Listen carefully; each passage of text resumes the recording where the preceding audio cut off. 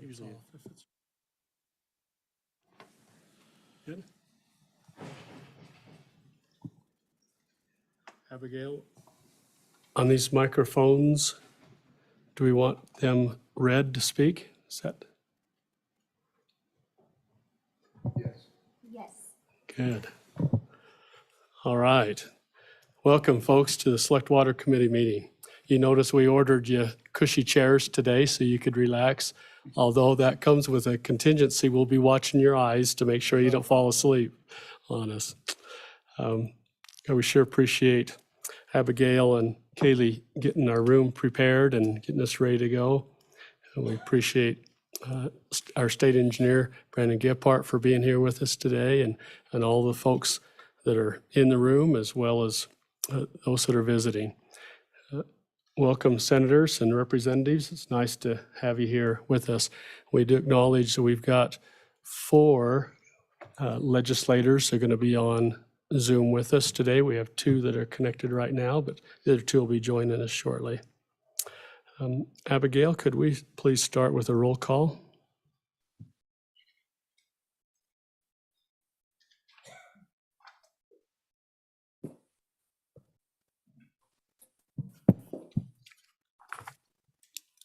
Senator Boner, Senator Driscoll,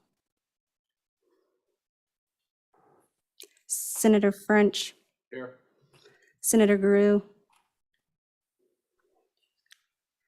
Senator Steinmetz. Here. Representative Banks, Here. Representative Eklund, Representative Larson, Here. Representative Nyman, Here. Representative Paxton, Here. Vice Chairman Hicks, Here. Chairman Simpson. Here.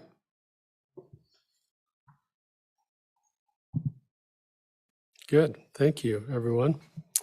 Okay, we're going to jump right into the agenda. There's no announcements or information we need from here, so we're going to start with item number 2, Pilot Water Conservation Program.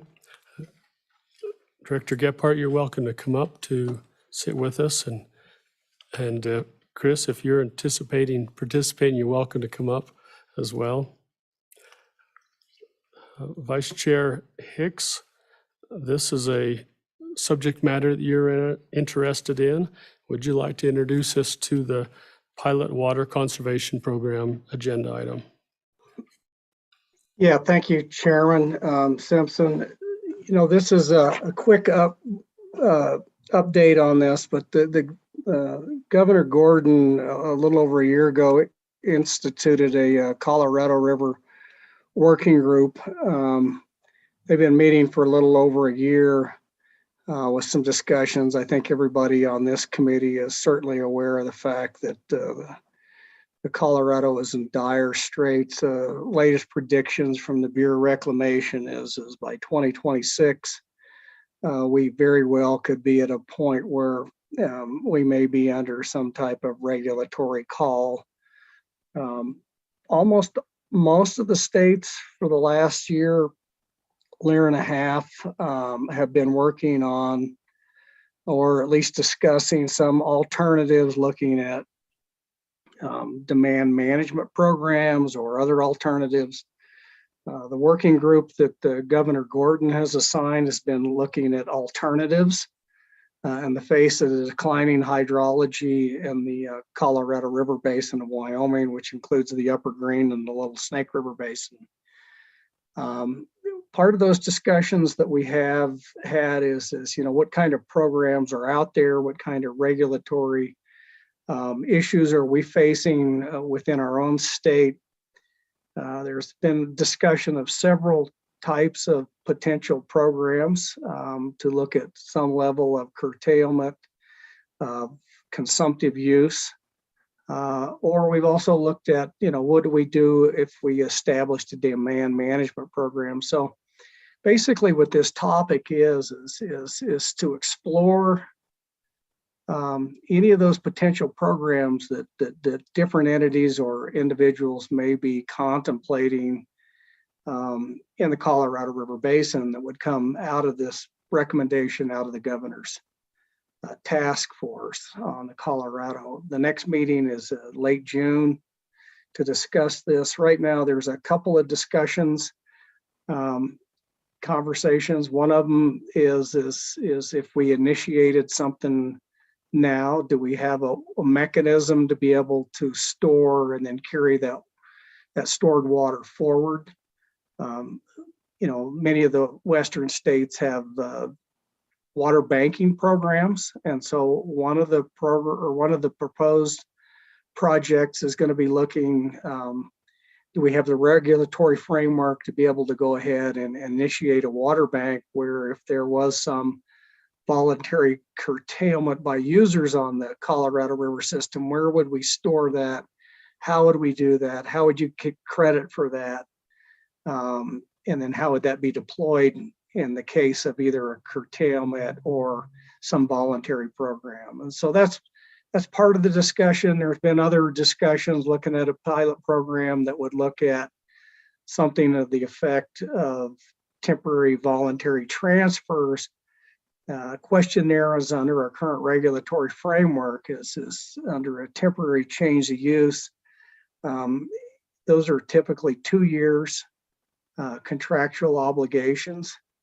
Is that sufficient to meet the needs of both water users and potential individuals that would be interested to do a temporary change of use to another entity?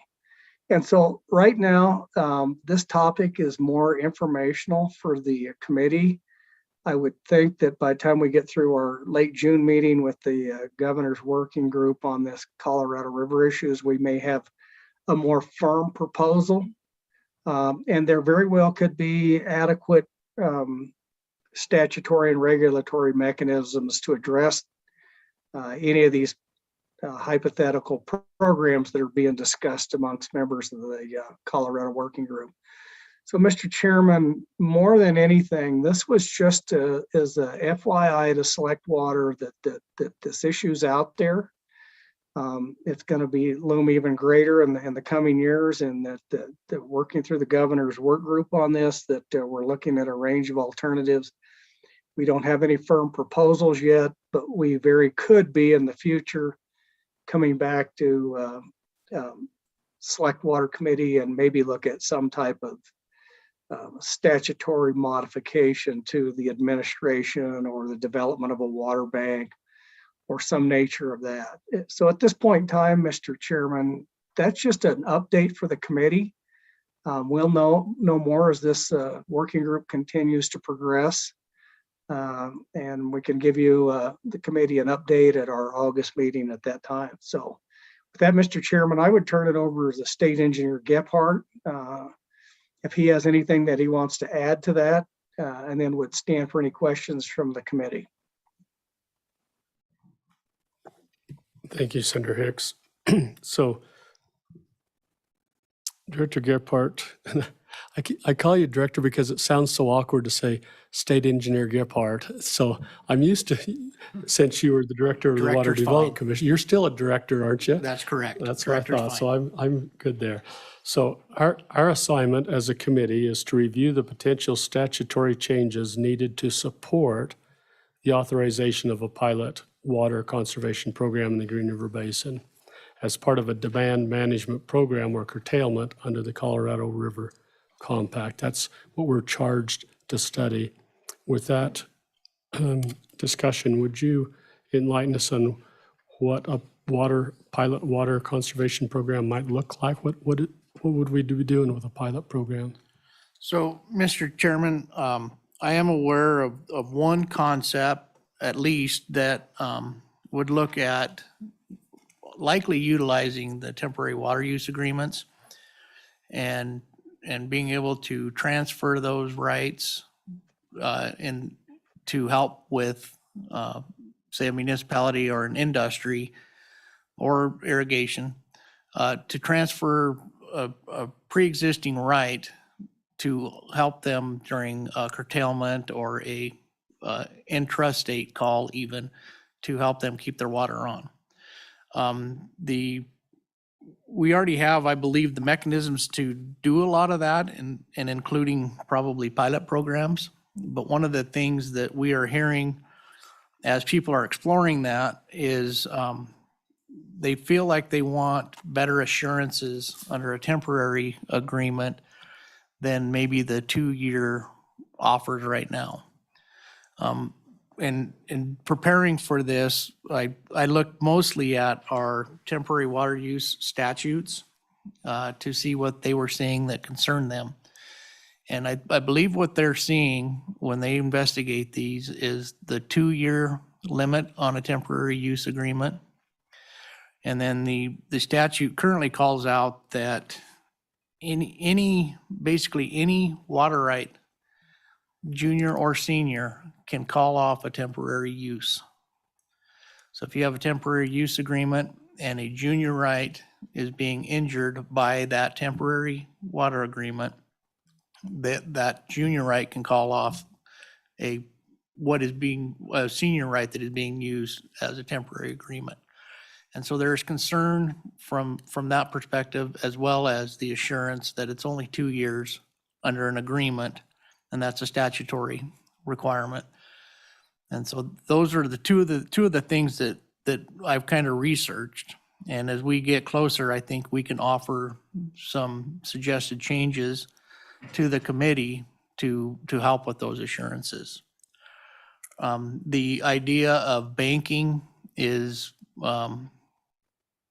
we've been exploring that too. I did not study that as well before this meeting, but it is an interesting concept, and I think it's probably something that we can do. I don't know that we have ideas on statutory changes at this time, but some of the but some of the things we need to think about on that is, where is the water to be stored coming from? Is it a permanent change, or is it going to be a temporary change? And then how do we do that, and what statute does that fall under? As well as, where is it being stored? And then the rights of that storage facility, who holds the rights, and how will those rights be used to store basically somebody else's water in that facility? So those are the things that we would have to kind of think about in a water banking situation.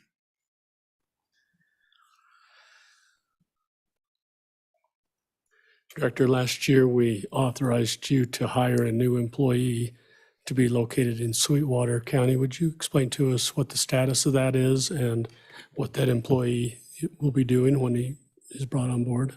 Yeah, Mr. Chairman, we actually have a meeting early next week to kind of identify what we need. We want to be careful with that position because we have different entities within our agency that all need help. And we're trying to get the right person to help with all of our, such as interstate streams, our Board of Control out there, Kevin Payne in District 4. We want to make sure that we get the right person to satisfy as many needs as we can. And I think originally where we are landing is more of a technical person. We know that there is a lot of data and a lot of modeling that we think we can use in the Colorado River, the Green River Basin. And so we're looking more for a technical type of a person that can maybe help with some of that modeling, as well as analyzing data and help set us up for what would occur if we're under a curtailment. So that's kind of I don't know if I helped you out much, but that's kind of where we're leaning towards right now. And then meeting next week to really put in some more detail behind what the position would be. Thank you, Director. Could we ask your legal counsel to come up to the table with us? Certainly.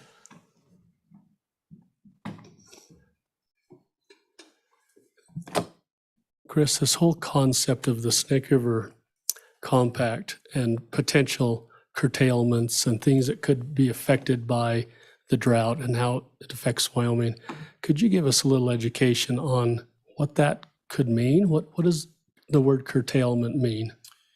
Mr. Chairman, first of all, I apologize. I should have taken the hint earlier. And for the rest of the committee, my name is Chris Brown. I supervise the water section of the Attorney General's office. Mr. Chairman, I think you said Snake River Compact. I think you meant Colorado River. Yeah, we do have some interesting questions under the Snake River Compact, but we'll leave that to next year maybe. And just trying to think about how to explain this in a relatively high-level way. Of course, the Colorado River was divvied up between the 7 states that share it back in 1922. And so it's divvied up between the upper basin, which is made up of Wyoming, Utah, Colorado, and New Mexico, and the lower basin, which is California, Nevada, and Arizona. So back in 1922, that compact, all it did was divide the river into 2 big basins and said to each basin is allocated a certain amount of water, 7.5 million acre feet to each out of the main stream. And so it didn't, at that point in time, identify a certain amount of water that was available to each individual state. That was left to later agreements or disagreements, as it was in the lower basin.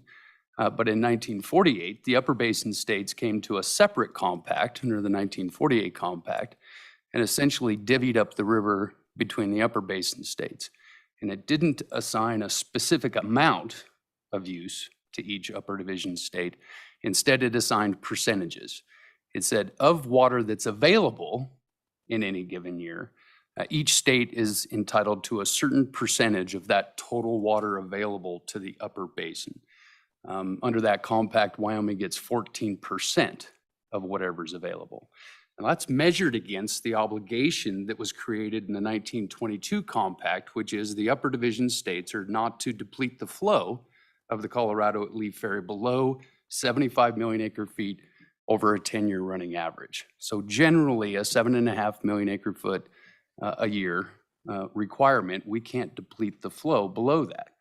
Well, as we're seeing, and as we've seen over the last 20 years, we've got the worst drought in the Colorado River Basin than we've seen in the last 1,200 years, according to tree ring analysis. And it just keeps getting worse. If you've been paying attention to the news, we've been incredibly active trying to prop up critical elevations at Lake Powell so that we don't lose hydropower, which goes to fund many important things that are to benefit of Wyoming.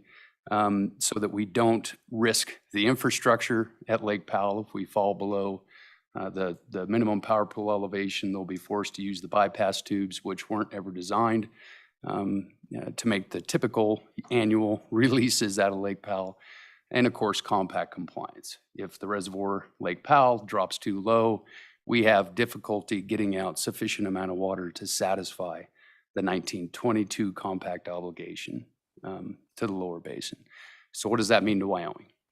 If we get to the point where we are unable to satisfy the 1922 compact obligation, which is the 75 million acre foot over 10-year running average, and keep in the back of your mind too, there's a pinch point that comes before that because the treaty with Mexico that was entered in 1944 kind of lays on top of it.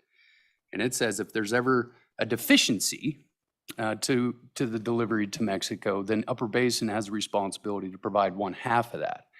That 1/2 obligation to Mexico is another 750,000 acre feet. So we have a pinch point that happens when the flow at Leaf Ferry, 10-year running average, hits about 8.25 million acre feet. If we start getting to the point where we have to, or run the risk of violating that 1922 compact obligation, we may have to curtail, which means turn off post-compact priority date uses in order to satisfy that non-depletion obligation at Leaf Ferry. That general framework with regard to how that's done is built into the 1948 compact. And it's a very general framework on exactly how do you consider, how do you calculate, and how do you ultimately end up implementing a curtailment in the Upper Basin. The Upper Colorado River Commission, which was created by the 1948 compact, it's an interstate agency that was created by that law, is made up of Wyoming, Colorado, New Mexico, and a representative from the United States appointed by the president. That is the commission that has the obligation and the authority to make a determination with regard to curtailment. So just as a general high-level hypothetical, we see that the flow at Leaf Ferry approaching either 8.25 or 7.5, or 75/10, we may have to curtail in advance to assure that we don't violate that non-depletion obligation at Lee Ferry.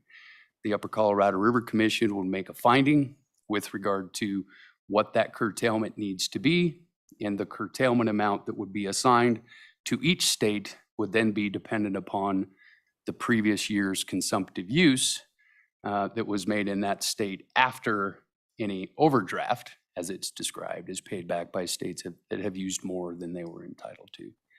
I know there's a lot going on there. There's a whole lot to think about, but just generally, as we continue to see this unprecedented drought occur on the Colorado River, we get closer and the risk increases that we might have to curtail our post-compact uses.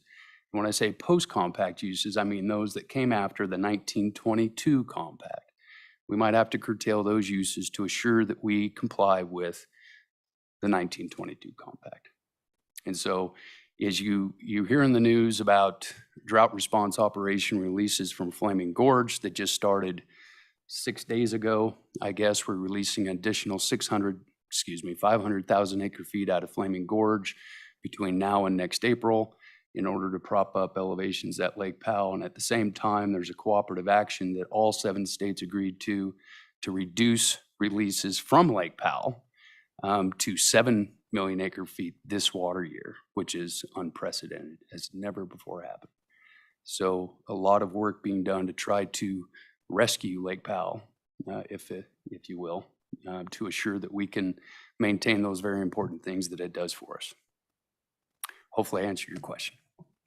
Thank you, Chris. Before we go to public input, is there any questions from the body? Representative Eklund. Mr. Chairman, so on the Flaming Gorge, the depletion of however, sounded like half of the dam will be depleted. What's the plan for refilling that? Or do we just wait till after this? Because there continues to be water running down the river. Do they fill that, or do they just continue to pass it through to Lake Powell?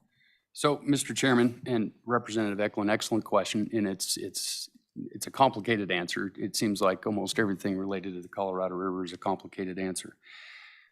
The drought response operation plan, which the state of Wyoming just approved and the Secretary of the Interior just approved in the last 2 weeks. So this is really fresh news.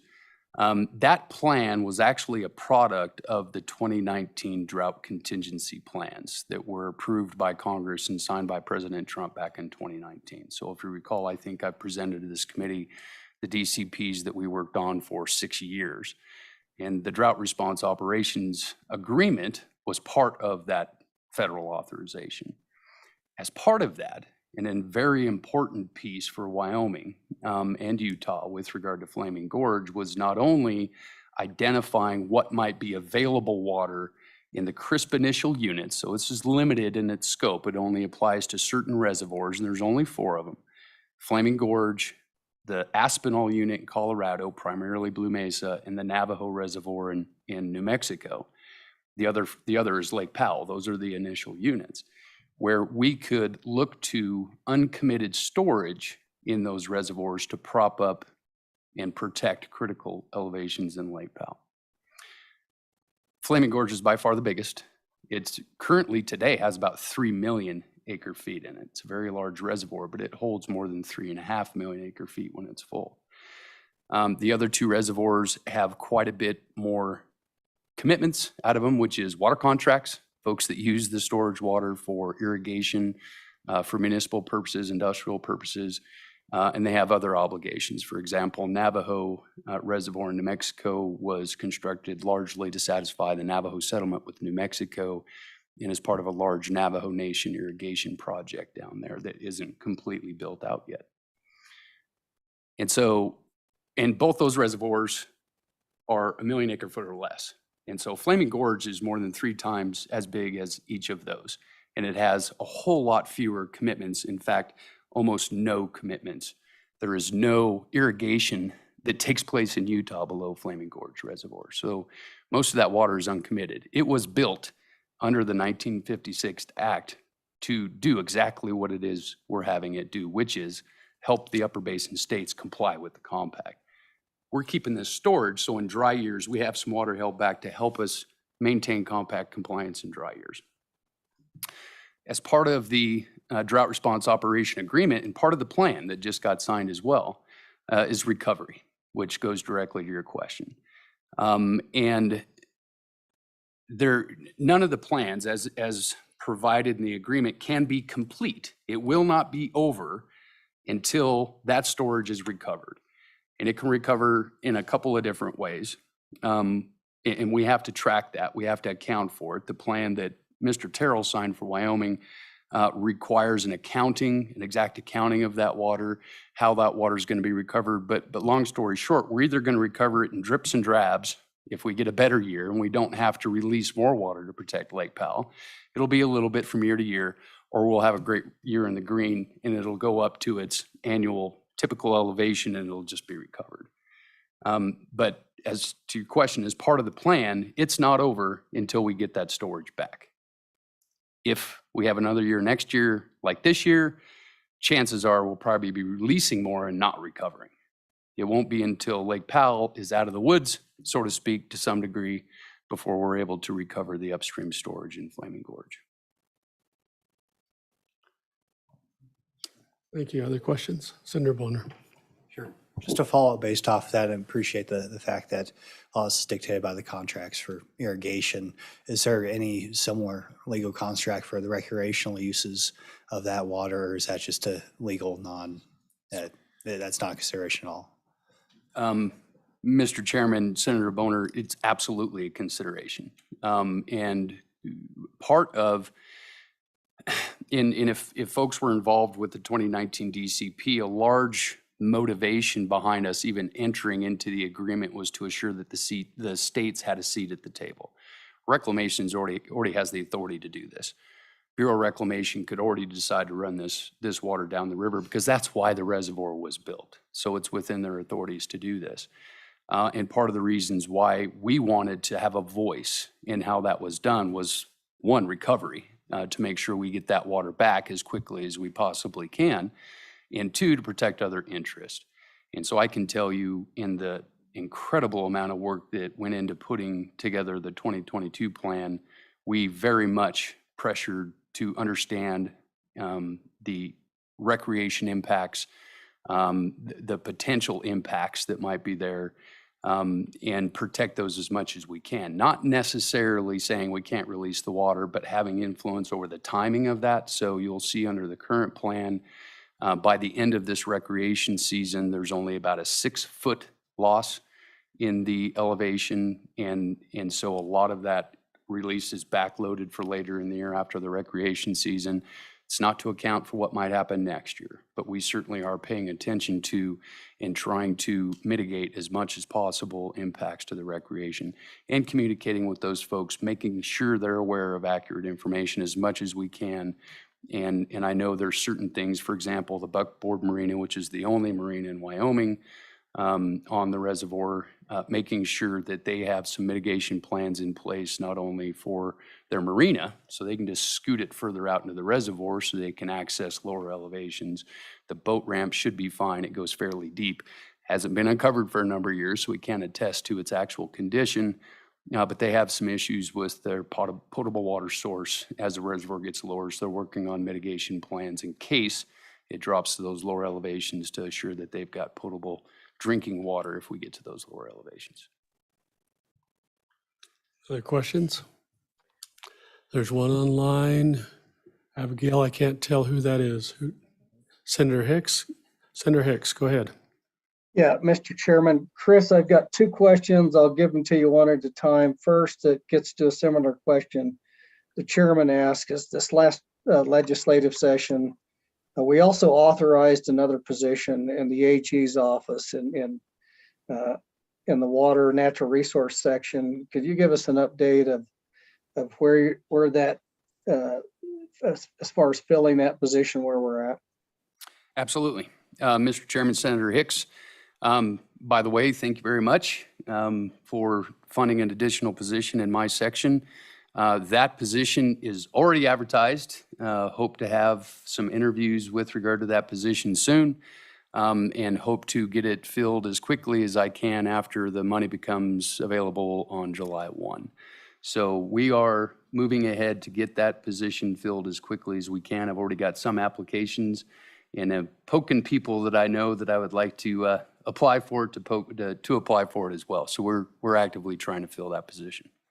All right, thank you. Mr. Chairman, that question, Chris, and you're well aware of this, that recently the state of Colorado did a press release and saying that they had suspended, I don't know if that's the exact terminology they use, their efforts to create or develop a demand management program. My recollection of the press release was something to the effect that the other states weren't doing much or something to that effect. Can you update us on where the Colorado efforts are at? And if my memory is correct, their assertion that the other states weren't actively engaged in looking at some type of demand management program as the rationale for suspending their efforts. Mr. Chairman, Senator Hicks, I hesitate to attribute rationale to Colorado on some things, but your general description, I think, is accurate, except they weren't suspending because the other states weren't doing anything, I think. And let me clarify that it wasn't, at least that idea wasn't part of a press release from the state of Colorado. I think the issue first came to a head when one of the members of the Colorado Water Conservation Board, which is the agency in Colorado that's entrusted or I guess authorized to deal with Colorado River issues, the chair of that board made some comments, and actually the state of Colorado tried to walk those back a little bit. So it was an individual board member who I think had a particular take on how things were going, and which isn't necessarily that of the state of Colorado. But I think the state of Colorado did identify that it was further along, I think, is how they described it. They were further along with the demand management feasibility investigation than the other states. So it made some sense to them, I think, to at least pause somewhat on their investigation until the other states were able to catch up. Let me give a little more background for folks who might not know what a demand management feasibility investigation is. And that was also part of the 2019 DCP, part of that federal legislation that got authorized. And the Upper Basin had two pieces: the drought response operations that I just talked about in Flaming Gorge. The other piece was a demand management feasibility investigation. And what that did was authorized federal storage space to store any water that the Upper Division states might conserve as part of an Upper Basin demand management program. But all it did was set up a process. It set up some minimum requirements that we would have to satisfy in order to access that federal storage space. And it authorized storage of up to 500,000 acre feet, at least under the, I don't need to get into that much detail, but it basically gave us the ability to investigate this demand management feasibility program, which is just generally temporary, compensated, and voluntary reductions in conserved consumptive use in order to help comply with the 22 compacts. So the general idea is a surrogate for curtailment, right? Instead of going off and turning off post-compact water users in kind of a dispassionate way, just like we do regulation all over the state. You just turn off and you're off. Try to think about a program where folks could voluntarily participate and be paid instead of just being turned off. And so as part of that agreement, all the states started conducting a demand management feasibility investigation. And Colorado at the outset was funded to the tune of $4 million right out of the gate to do some of its investigation. And so they made some pretty good progress pretty rapidly with regard to a lot of the issues that they were seeing down in Colorado. I think at this point, and we did initially directly after the DCP was approved back in the spring of 2019, we engaged in a demand management feasibility investigation, which at this point in time has morphed somewhat into what Senator Hicks was describing as the governor's Colorado River Working Group, taking a look at all Colorado River issues and their potential impact to Wyoming. And I think we're taking that as part of, many of our water users were as much or had as much interest in curtailment as they did in demand management. So we've taken a step back to try to satisfy that interest, explore those options. What are our options to curtailment? What are we trying to avoid? Do we have any mitigation tools with regard to curtailment? Do we want to go down this demand management road? And so I think that's all wrapped up together as we explore with our water users the potentials out there. But the state of Colorado, I think, from the agency at least, felt that they were fairly far along. We cannot set up an upper basin demand management program without all 4 states on board. All 4 states have to be on board. Our programs have to be consistent because ultimately it's an upper basin program. So I think the position from Colorado was we need to let the other states catch up a little because they made some pretty great strides out of the gate. They've got a lot of reports out there, a lot of studies, a lot of information, all out there online, available to read, if anybody's interested. Mr. Chairman, Follow-up question, Senator, go ahead. that explanation brings up another question, Chris, if you can just give us an update of, I know that the UCRC was looking at some level of feasibility of the ability to shepherd water or some nature of a DMP program. Where's the UCRC with the studies that they had implemented on this issue? Sure. Mr. Chairman, Senator Hicks. That also, and of course, the UCRC is that commission that was created by the 48 Compact. And at the same time that the 4 upper division states kind of kicked off their demand management feasibility investigations, the UCRC did as well, because that's part of what has to be, in fact, the demand management storage agreement requires that the UCRC set up the demand management program. So, and we're working very closely, each of the individual states working with the UCRC to make sure we're consistent. We're not duplicating efforts. We're not doing inconsistent efforts. Both the states and the UCRC, we're trying to stay coordinated because at the end of the day, we all have to be on the same page. And we're trying to make sure we're not working at cross purposes as we work towards that potential goal. And so back when we first started doing the feasibility investigation, the UCRC received a grant from the Bureau of Reclamation for $800,000. And we decided for that particular grant money, and we being the UCRC, all 4 states together that make up the UCRC, to look at some of the interstate issues. So here in Wyoming, we're looking at a lot of the intrastate, the stuff that goes on in Wyoming. How do we work within our laws? Do our water users have interest? You know, doing the feasibility investigation within Wyoming. And then we, through the UCRC, we're doing some contracted studies. So there were multiple contracts let through the UCRC with particular subject matter experts to try and help us answer some of the interstate questions. And those studies range from economic studies, potential economic impacts to these potential activities, relate to, as Senator Hicks described, potential shepherding issues across state lines. How do you get water from point A to point B when you got to go through 3 states? Can be a troublesome question. There's other questions with regard to measuring conserved consumptive use, which is a huge, huge question on the Colorado River. We don't have time to really dig into today. Senator Hicks, to answer your question, that grant money runs out in September of this year. We've received multiple drafts with regard to some of the initial studies.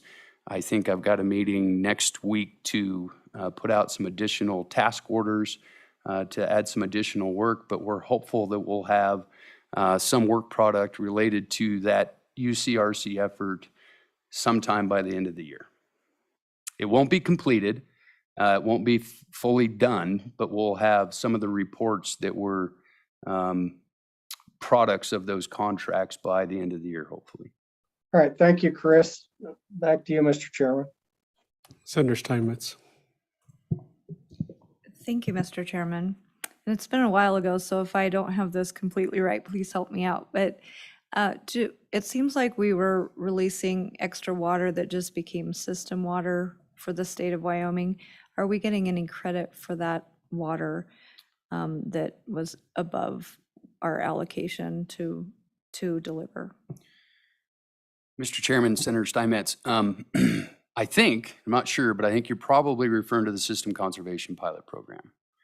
I'm not positive, but the System Conservation Pilot Program was a pilot that was run, now I'm taxing my brain a little bit, but it was before demand management. It was from approximately 2015 to 2018. And the idea was, primarily for us at least, was to test the theory of demand management. Are our water users even interested in voluntarily being paid to voluntarily conserve water? And under that particular program, the water was not then earmarked for anybody, right? It wasn't credited to any particular, it became system water. Your question, did we get credit for it? Absolutely. When it passes Lee Ferry, we get credit for it. It becomes part of that running tally that we have that goes to the lower basin. So did we get somehow the ability to use that water again in the future? No. But we do certainly get credit when it crosses Lee Ferry. I think by most accounts, the pilot program was successful in that it did demonstrate that there are folks, not everybody, there are certainly folks that were not fans of voluntarily reducing water use, but there certainly is some interest amongst our water users to voluntarily conserve water with compensation. Anyone else? Representative Banks, sure glad you could zoom in with us today. Don't you live in the Green River Basin? Do you have any questions for these gentlemen? I don't. I appreciate the opportunity. I was intrigued by the information about the Flaming Gorge and the purpose for which it was built, which I hadn't heard that. So that was valuable information for me from the report. So I appreciate that very much. Thank you. All right, look, folks, why don't you gentlemen stay where you're at? We're going to invite any public to come up and comment if they'd like to. Is there anyone here who would like to ask a question or comment on this subject? Seeing none. Abigail, is there anyone online that would like to comment? Okay. So Senator Hicks, your introductory comment, you indicated that in latter June, a committee associated with this topic will be meeting, and you'll report back to us if there's any particular legislation that needs to come out of this committee. Yeah, Mr. Chairman, I believe it's June 27th and 28th, the meeting on the 28th, the potential field tour on the 27th. The meeting will be held in Bags. The field tour that we're trying to pull together is to look at the Trans-Basin diversion for the city of Cheyenne out of the Little Snake River Basin over the Continental Divide. But yeah, we'll keep the committee updated, Mr. Chairman.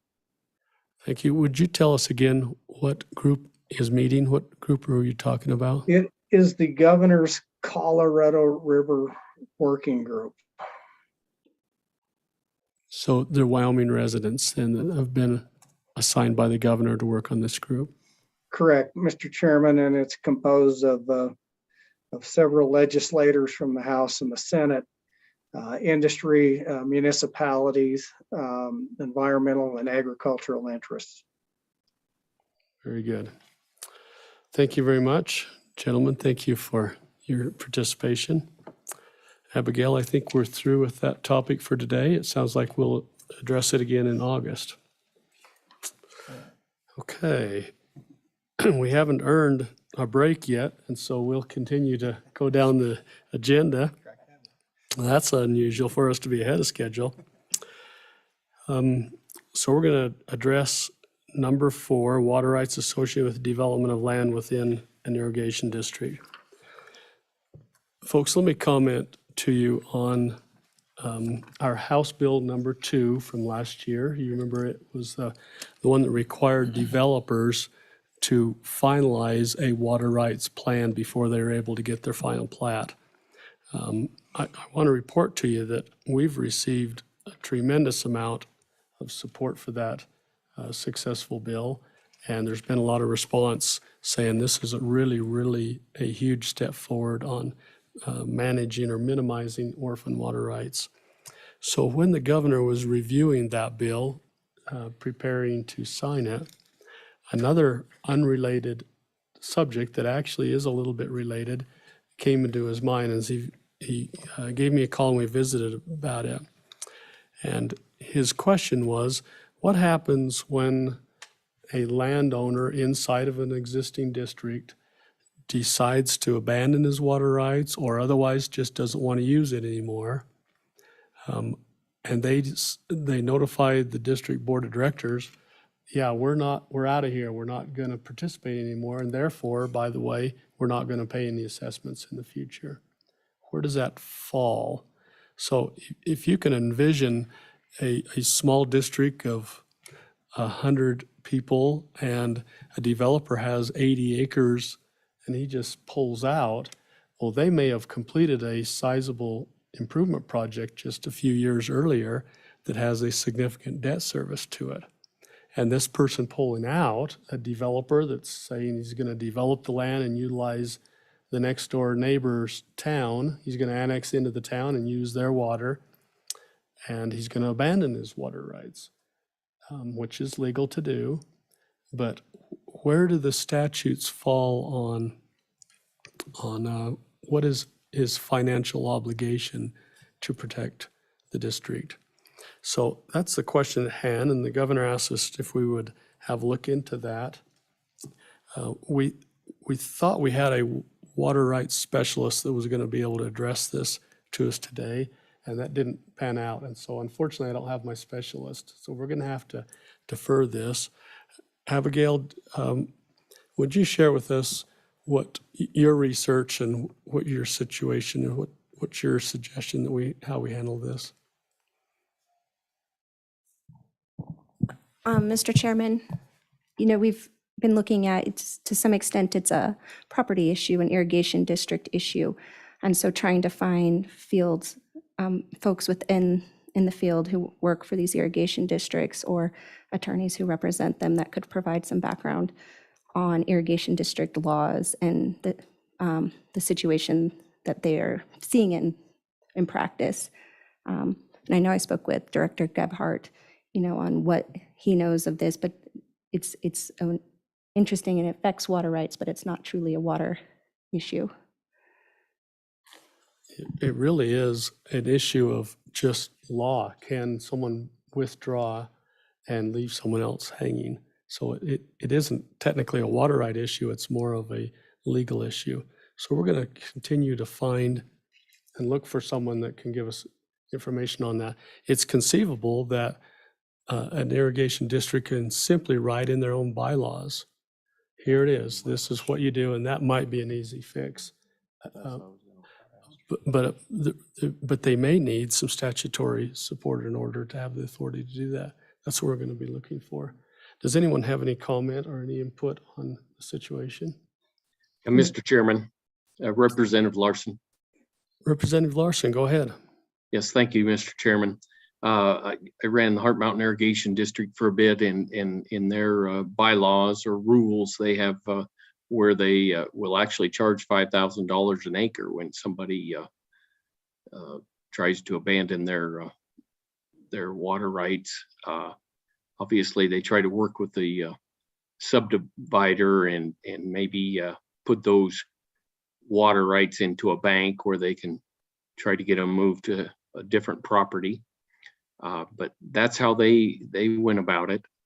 Their reasoning was exactly what you said, that prior, well, with the Bureau project, it's a little bit different. There is a debt there that I don't know if they could get out of paying that, the landowner.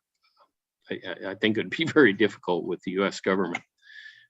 So that idea was to make sure that payment could be made, and then maybe even some O&M improvements. Yeah, Mr. Chairman. Senator Hicks, go ahead. Yeah, and I think that my discussions with the state engineer Gebhardt and then doing a little bit of looking into this issue, I would concur with your statement. It's really not a water rights issue. It seems to me it becomes back to it's going to be a contractual obligation between the users of that water and that public entity, whether it's an irrigation district, conservancy district, ditch company, anyway, is a contractual obligation to make payments for debt service.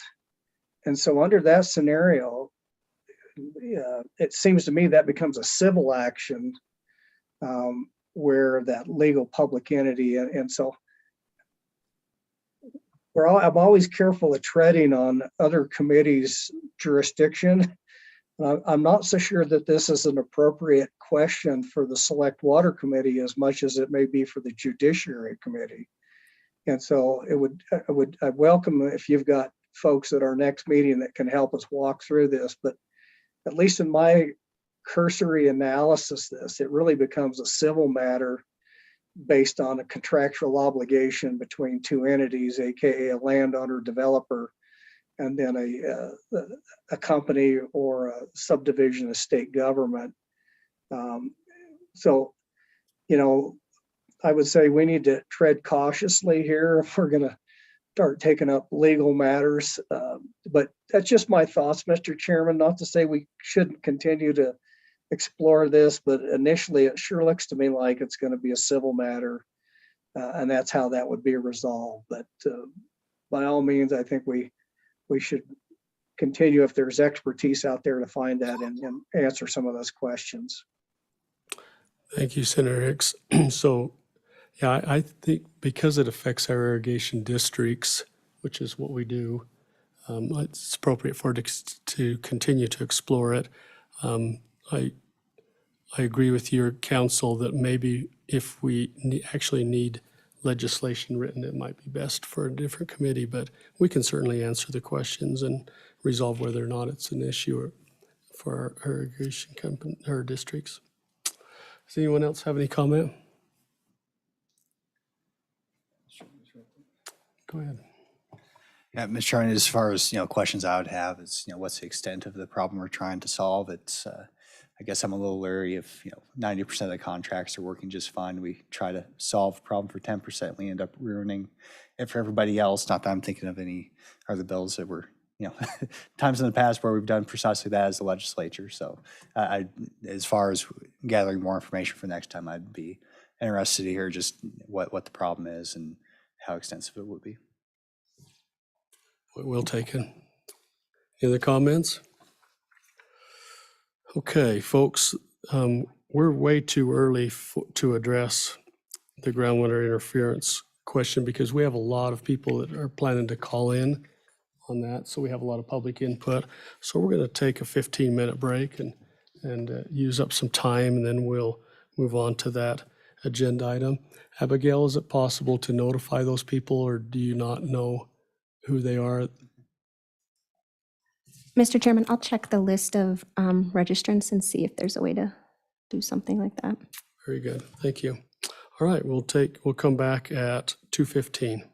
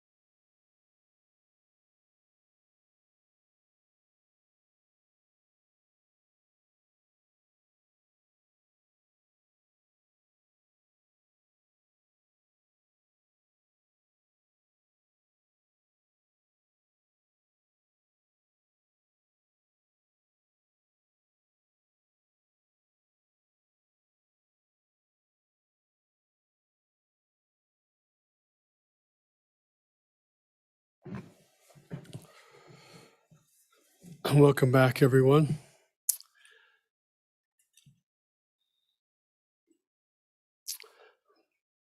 Wait for a second and make sure our representatives and senators online make it back in.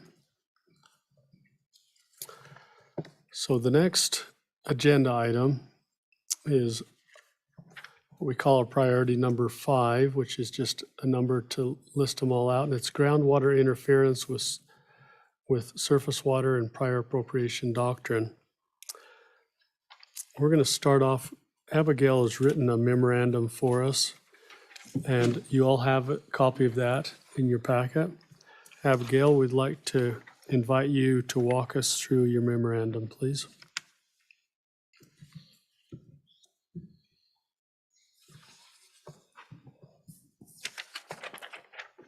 Mr. Chairman, this memorandum is just kind of a brief summary of the statutes, but hopefully in a format that's easier to kind of flesh it out. The 2 statutes that were specifically identified to look at for this interim topic were 413911 and then also 413916. So in the memorandum, I broke out a 911A and a 911B, with A kind of dealing with the interference for claims with wells developed solely for domestic or stock uses. And then B gets into those wells that are not developed solely for domestic or stock. Do you want me to walk through each interference claim or? Yes, I do. Okay. Would you please? So under 911A, there's kind of 2 ways. So if they're both wells are developed for stock purposes or domestic purposes, the state, and someone files an interference claim, the state engineer looks at who has priority and whether there's interference. So that's at the very bottom of that second paragraph there. That's the simple one.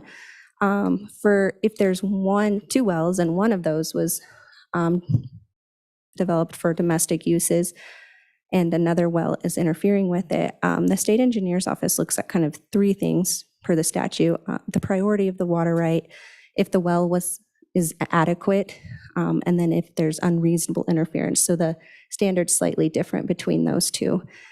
Adequate's not defined, and unreasonable is not defined, but it is used other places in the statute, and there's minimum construction standards. Under 911B, you have the non-domestic wells. In those situations, any appropriator of either surface or groundwater can file a written complaint alleging interference with the water right by a junior underground water right. And in those situations, the state engineer investigates the complaint and issues a report of his findings, and it can suggest various means of stopping, rectifying, or ameliorating the situation. In that case, the state engineer determines if there is in fact interference, and then the priority of the water right.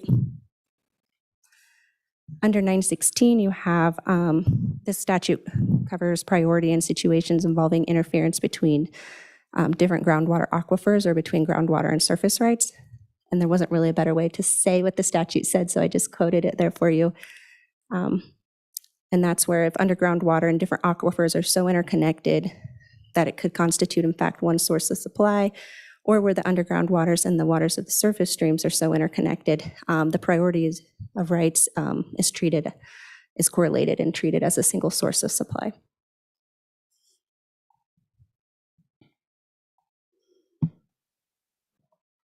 Thank you, Abigail. Before we invite our guests up, does anyone have any questions for Abigail in regard to her memorandum? Mr. Chairman. Senator Hicks. Yeah, thank you, Mr. Chairman, and Abigail for reviewing that. The one issue that isn't statutorily outlined that I hope we can explore here a little bit, and particularly if we have the discussion with the state engineer's office, is the interference within the aquifer if one well is drilled deeper than the other within the same aquifer. And the way I read the statutes, it's completely silent on that issue. And so and I don't know if it's by rule or something to follow up with the state engineer's office, but an interference call in an aquifer, if both wells were drilled to the exact same depth, the statutes would control the question that I have is so you have an aquifer, and I'll give you an example that's say 40 feet deep. And the earlier priority stock water domestic right is drilled to the top of that aquifer. And then somebody that comes in and drills one, but they complete the well all the way through the aquifer. It's my understanding that that doesn't necessarily constitute interference, but in my reading in the statutes, it doesn't even contemplate that scenario at all. Abigail, am I reading that correctly? Or what's your interpretation of a scenario like that? Would that be an interference or not? Or is the statute just completely ambiguous that you couldn't make a determination? Senator Hicks, Mr. Chairman, I would have to look at that for longer than 5 seconds. I would have to look at that for the next meeting. There might be someone in the room that could answer that on the fly, but I've not looked at that question before. Well, thank you, Abigail. Mr. Chairman, I will pose that question to the state engineer and his staff as they get the opportunity to testify on that. So they've got some time to think about that question. Thank you, Senator Hicks. They certainly will have a chance to visit with us in a few minutes. Just wanted to make sure there's no other questions for Abigail. All right, very good. Director Gephardt, could you please come forward and please bring Lisa with you? And Chris.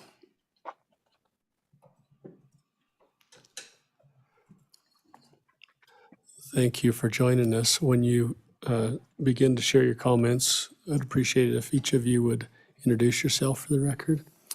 Director Gephardt, we'll start with you. Thank you, Do you Mr. want to Chairman. first address Senator Hicks's question, or do you have something prepared you'd like to share with us first? Mr. Chairman, I think what I have is in response to Senator Hicks's question. Okay. And the question is about when a senior right his well is higher in an aquifer than a junior right, and is that interference? I will point you to statute 41-3-933. And what that statute essentially does is it says, and I don't know if let me pull it up.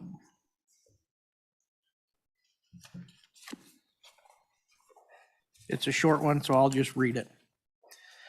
It is an express condition of each underground water permit that the right of the appropriator does not include the right to have the water level or artesian pressure at the appropriator's point of diversion maintained at any level or pressure higher than that required for maximum beneficial use of the water in the source of supply. The state engineer may issue any permits subject to such conditions as he may find to be in the public interest. So the way we look at that is an unreasonable or inadequate well could be one that does not allow for the maximum beneficial use of the source. So in short, what we're saying is you need to drill deep enough to allow that source to be beneficially utilized to its maximum extent. So that gets to the point that if you're shallow and there's adequate water, but the only limitation is the level of your well, then it's up to you to go get the water, essentially. I'll make a comparison to a surface water instance. So if you have a diversion on a stream and the water level is here and your diversion is above that, you cannot go call junior rights downstream just to raise the level to get that into your pipe. You have to be able to construct something because the water is available. You build a diversion dam to back the water up to force it hydraulically into your pipe. That's a similar, instance on that. And I'll stop there and let if Lisa has anything to add, but that's kind of how I viewed Senator Hicks's question. Very good, Lisa. Mr. Chairman?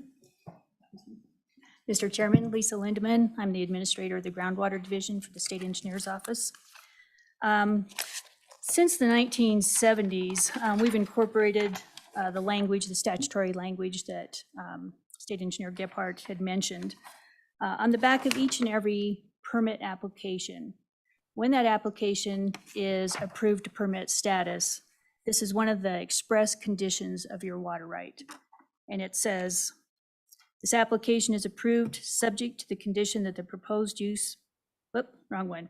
Granting of a permit does not guarantee the right to have the water level or artesian pressure in the well maintained at any specific level. The well should be constructed to a depth adequate to allow for the maximum development and beneficial use of groundwater in the source of supply. So that would infer that when you drill your well, you have to construct it to a depth that you can make maximum beneficial use of the groundwater resource. You can either do it at the time that you drill the well, or you may have to do it 20 years in the future when you've got competitive wells in the area, if you will, or the water table drops because of drought or whatever. You want to make sure that when you do drill your well, construct your well, that you allow for those fluctuations in the water levels and that you have a long-lived well that will serve you for years and years to come. Any questions? Mr. Chairman. Senator Hicks. So a question becomes, where does the burden of proof fall? Who has the burden of proof to prove that you've drilled to the bottom of the aquifer to make maximum beneficial use in a contested case? So let's assume that there's a petition for call for interference, new well. The old well dries up. So there's got to be a burden of proof as to whether they're at the bottom of the aquifer to make maximum beneficial use. So and I'm just asking this, it's kind of a board of control question, but where does the burden of proof and who makes that determination? I'm assuming that the board of control or the state engineers makes that determination, but where does the burden of proof lie? Lisa, would you like to answer that? Sure. Mr. Chairman, Senator Hicks, when we receive a formal complaint of interference, typically what we try to do is that there is a statutory procedure, but originally what we try to do is kind of do an informal assessment. We don't allow, or we don't require the $100 filing fee. We look at, is there a permit? Is there, excuse me, is the well adequate and is there unreasonable interference? If those seem to be met, if those criteria seem to be met, then we typically ask for a formal request for an interference investigation, and the state engineer's office commences that investigation. That investigation for $100 filing fee can range from anything from, you know, a day of work, or in some cases 2 or 3 years worth of work. For example, one of our interference investigations, if you allowed for staff time and resources and monitoring and activities associated with monitoring the water levels, we probably spent almost $100,000 on it. And so that investigation is done, basically it's a cost shared by all appropriators and our taxpayers. The state engineer's office prepares that investigation and writes the report. That report then is as a neutral opinion, if you will, to be used to determine if the claim of interference has any validity and how to move forward with that. Does that answer your question, Senator Hicks? Yes, ma'am. Mr. Chairman, I got one question, and I would ask maybe Mr. Brown could answer this. Do we know if there's been any legal challenges to statute 413933 on the maximum beneficial use? And the reason I ask that question is it's an interpretation of the statutory language that implies that you have to complete a well all the way through that aquifer. In other words, not to have, in other words, to make sure that you've maximized that beneficial use. So Chris, are you aware of any court cases where that's been challenged on that issue of maximum beneficial use requiring completion all the way through the aquifer? Mr. Chairman, Senator Hicks, and I want to expand a little bit on what Lisa said with regard to the burden of proof, because I think it goes slightly, or at least somewhat, to your question, but I'm not aware of any Wyoming Supreme Court case that has interpreted 933, the specific statute with regard to using the maximum beneficial use. And I think what is contained in the UW5, which is the groundwater application, which ultimately becomes the water right, so a condition on the water right, it just requires you go to a depth to allow for the maximum beneficial use. So it's going to be a case-by-case decision or determination with regard to whether it's all the way to the bottom or something different, because aquifers, of course, are not created equal. So I think it's a case-by-case determination with regard to what's required. But it's to a depth that allows for the maximum beneficial use, because that's what's required by the statute. With regard to the burden of proof, and I think this goes a little bit to this question as well, the way 911 is set up, it allows for the interference complaint to be made under subsection A. It's more of an abbreviated, and we have a tendency in our groundwater laws and our surface water laws to a certain degree to give some preferential treatment to drinking water for man and beast, right? It's the highest preferred use in the state of Wyoming. And it's actually given kind of a super priority under our groundwater laws for those uses. So there's a kind of an abbreviated process under subsection A. And under subsection B, it then discusses the ability to file the complaint with regard to interference, which then requires the state engineer to conduct this interference investigation. And in this way, it puts the burden on the state. And it actually takes the burden off some of the appropriators to engage in what might be a very expensive process of trying to figure out, because interference between groundwater rights is certainly not as simple to figure out as it would be at a surface water level. Sometimes it'd be very complicated in surface water level, but groundwater is generally fairly complicated when it comes to both the timing and the extent of any potential interference. But in that way, the statute initially puts the burden on the state engineer's office to come up with a report based upon the investigation that's conducted, and then identify any potential means, and I'm not having the statute in front of me, to fix or ameliorate the situation. And at that point, any person who is somehow aggrieved or harmed by whatever that recommendation is has the opportunity to appeal it to the Board of Control. That particular provision, Senator Hicks, has been interpreted by the Wyoming Supreme Court. And the Wyoming Supreme Court has said with regard to that particular provision that action or that appeal to the Board of Control is an original contested case, which is they don't just take the state engineer's report and see if it's adequate, but it allows all the parties to present evidence, that it's a preponderance of the evidence standard. And in that particular case, it's the party who is alleging the interference who has the burden of proof that the interference is occurring. And so, Senator Hicks, at that point, it would be incumbent upon the parties to produce evidence with regard to both the adequacy of the well, the reasonableness or unreasonableness of the interference as described in the statute, and whether or not the interference is actually occurring. So ultimately, in that case, the burden of proof is on the person claiming the interference. That helps. Here's a question, Chris, and maybe Brandon or Lisa, either one. So I think it's interesting in 413933 that we bring in the concept of maximum beneficial use. And as we know, beneficial use defines the limit of what you can use water for and also the amount. So I've never seen maximum beneficial use in the terminology associated with surface water. So here's the hypothetical that I'm trying to figure out how this would actually apply. Is so because beneficial use limits the amount. So let's say I drill into an aquifer. I have drilling a stock water or a domestic well, 10 gallons a minute will satisfy, is all I can possibly beneficially use. So that limits the amount of water that I can produce. I can't just pump water for no purposes, no different than I can divert it without beneficially using that water. And so the question I have is, so if I drill halfway through an aquifer And I'm limited by the amount of water that I can beneficially use. In this case, let's say 10 gallons a minute. And then somebody comes in and drills a well across the fence line to me, and it goes deeper.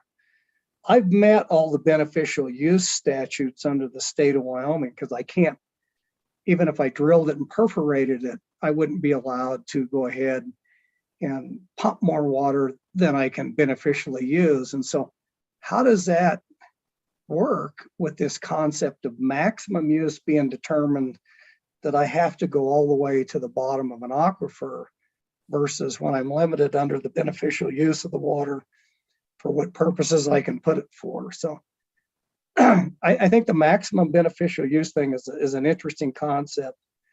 And then how we've made that determination that means completing through the aquifer. So I'm just trying to, maybe you can help me figure out how that all ties together with the limited amount of water that I can beneficially use.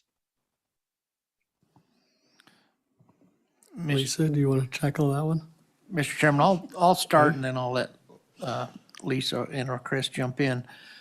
Senator Hicks, when you're talking the maximum beneficial use of your water right, that's different than the context that I look at when we're looking at the maximum beneficial use of a water supply. In this particular case, it's an aquifer. And so we are charged with permitting for the maximum beneficial use of a water supply for the beneficial use for Wyoming users. And so we're looking at what is the best use for water, the water source, the aquifer in this case, and what is the maximum potential for that for development of water resources in Wyoming. And so we're not looking at the instance of a well and what is it permitted for, but we're a much bigger picture of how much water can we use out of this water source without drying up the water source, but yet maximizing its use for beneficial uses. Did I help explain that at all, Senator Hicks? Or if not, I'm going to turn it over to somebody else smarter than me. No, you just got it really muddy. You muddied the water a little bit there, at least for my edification of trying to understand how this concept of maximum beneficial use and yet beneficial use is limited by the context of what I can use that water for. Anyway, maybe somebody else can help me out. Senator Hicks, you're out of order suggesting the state engineer just made the water muddy. I think that was inappropriate. So you can apologize to him a little later. Mr. Chairman, you're right. DEQ has jurisdiction over muddy water, not the state engineer. So it was inappropriately directed. Mr. Chairman, Senator Hicks, I think the maximum beneficial use in combination with part of the statute and the groundwater permit,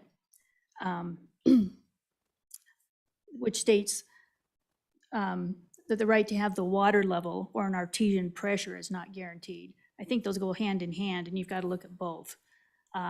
If you have, for example, an aquifer with 600 foot of saturated thickness, and somebody comes in and, for example, in the past, under a federal program, drilled a water well, and they hit water and they stopped 10 feet into the saturated thickness so they could put a windmill on it because there wasn't power in the area. Fast forward 50 years, now we have power lines and people come in and start developing the area, putting in pivots and whatnot, and they drill their well to 400 feet. That shallow well will probably run out of water fairly quickly because they only have 10 foot of saturated thickness. Because they weren't guaranteed a static water level or an artesian head, artesian pressure, it is incumbent upon that appropriator to deepen as well because there is sufficient water in the aquifer for use. But like I said, when you drill your well originally, you should drill it where you have sufficient water in the column where you can weather changes in the water level, because they will change. The first person that drills a well, the second person is going to impact everybody to some extent. And so unless you preclude everyone from drilling after that first well, people will weather impacts from other wells. So that, Mr. Chairman, that helps. So it's really not the maximum beneficial use that governs here. It's that, what I think Lisa said was that guaranteed water level or that hydrostatic pressure is not guaranteed. And I'm just trying to, I don't have the statutes in front of me, but is that in statute or is that on the forms that's supplied by the state engineer, the UW5, when you file for, that talks about that guaranteed water level? Where is that? Is that a rule or is that in the forms or is that statutory? Mr. Chairman, Senator Hicks, as I throw this off the table. It is in statute, that is statute 41-3933. Okay, Express conditions limiting rights of the appropriator and additional conditions. And it's also, like I said, on every permit application that the Groundwater Division has had since the 1970s. So the last 50 years, basically. all right, that helps. I get, Mr. Chairman, I got off on that maximum beneficial use, but it's governed basically statutorily, no guarantee of the water level. So that's very helpful. Thank you, Lisa. Good. Representative Nyman. Well, I'm dealing with this very issue right now, and that clarified what I've been getting ready to call you folks and chat with you about, is that we drilled a well, a flowing well, and we're using it for an artesian well into the Melaleuca Formation. We hit the Melaleuca at 640 feet. We went down to 900 feet into the producing sands of the Melaleuca. Well, in our situation, it flowed a little over 600 gallons a minute. Well, what we do is then we put a pump on top of the well just to boost it. Flows into the pump, we boost it and push it out to the pivots. Well, in the last 2 years, what I've seen is that well now is at a point where it's starting to flow less because we've had multiple different people in the area drill into that same formation, or the Melaleuca. I don't know if it's exactly that same vein of water, but that Melaleuca formation. So that clarified my question then. My water right actually preceded back 1972. And we applied for that well to put that in because we were on a well that had earlier diminished completely. And we tried to deepen that well, went clear into the Madison, and it never helped. We could not find anything. So my responsibility then, from what I'm understanding, is that if this well, even though I have a prior right, it's my responsibility to go in then, if I can't pull enough water, is to go in with a submersible inside of that flowing well and lift. Instead of the fact that when I adjudicated that, when the state come and looked at that and adjudicated that right and attached to the property, it was 750 gallons a minute is what we were producing at that moment. That's what they tied onto our water right, because that's what it produced at that day when they came and checked it. But now I would say it's producing consistently 600 gallons maybe. And so, but it's going to be, if I want to continue to maintain that 744 gallons, which they said I could produce, I've got to go down there. It's my responsibility to go down there and deepen, or to go in and find another means to lift that volume. I can't come to you guys and say, hey, the other wells down here below that have a far, junior right than mine to that well or that formation, can't shut them off. It's my job first to try to go down and develop more water before that I could do that. Am I understanding that correctly? Mr. Chairman, Representative Nyman, yes, that is correct. Again, referring back to the statute 41-3933, you're not guaranteed an artesian pressure. So yes, you would have to install a pump because the water is available in your well. To give you an example, going back to the definition of an adequate well, years and years ago, we had a complaint back in the CBM days at the height of development. And we had some folks up in the Powder River Basin that had 2-inch wells that flowed, and they quit flowing. Well, it's very difficult to find a pump that will fit into a 2-inch casing.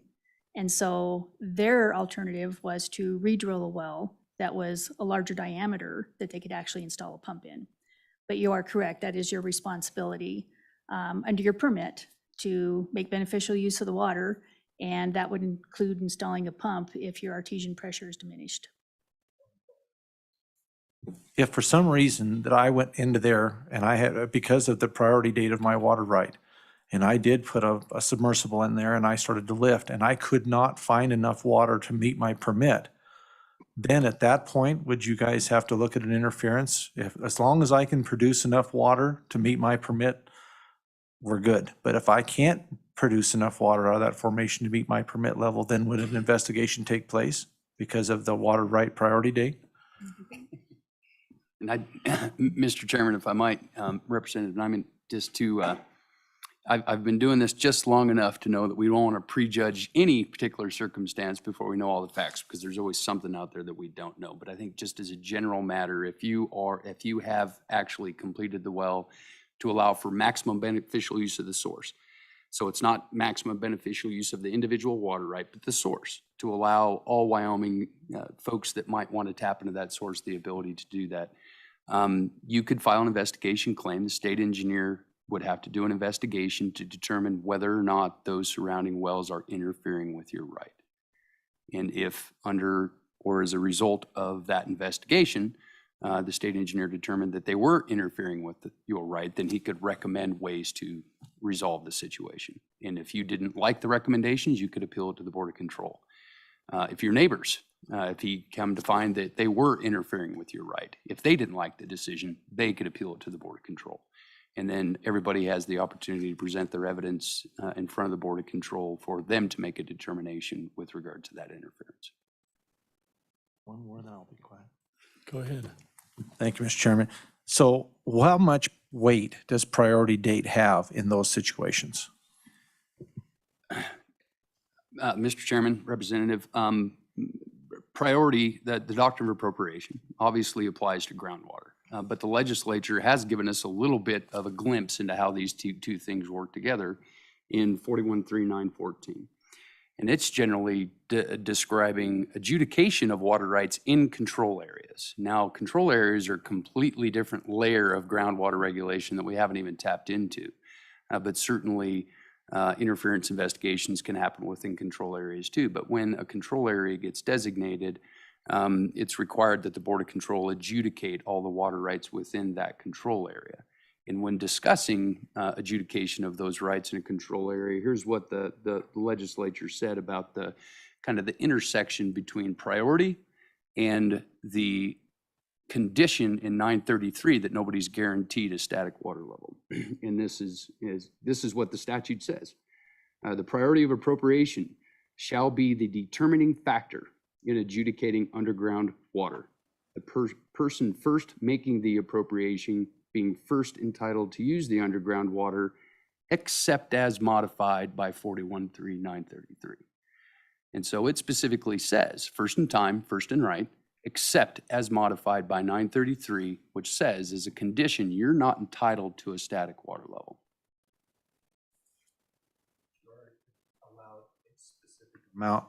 Excuse me, Mr. Chairman.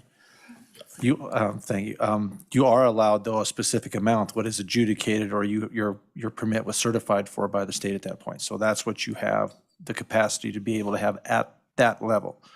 It's just that you're not guaranteed that you're, okay, all right, I got it. Okay, thank you. Mr. Chairman, I think that's right, Representative. At the risk of beating this dead horse, I want to make sure that I understand. So if I drilled a well 10 years ago and it's here, someone else drills here, and their drawdown affects my production. So you are going to tell me to drill down deeper. If I drill down equal to all the other neighboring wells, and I still cannot get the right amount of water, then that's when the appropriation, the prior date, is going to come into play. If everybody's at the same level, it's the earliest priority that gets the water. The other wells will be shut off, essentially. Mr. Chairman, I think that's right. If all the wells are completed to the point that allows the maximum beneficial use of the source, then priority is king. Very good. Now, Except if it's a stock or domestic well. As I said, stock and domestic wells under our groundwater law have a super priority. Priority, thank you. So Lisa, how big of a challenge is this? How many complaints for interference do you experience in a given year? Mr. Chairman, I actually looked at that, and myself and one of my assistant administrators are probably the most long-lived people on staff now. Neither one of us can recall a situation where we had a formal complaint between a domestic and stock and domestic and stock. Again, back in the day when CBM development was at its height, we probably had hundreds of complaints just coming in as phone calls, or Powder River Basin Resource Council was collecting, complaints and that type of thing. Most of those, they never made it to our office. And in most cases, the coal bed methane developers actually addressed those issues. It was in their benefit, or it was to their benefit as a business decision to take care of somebody that they were impacting.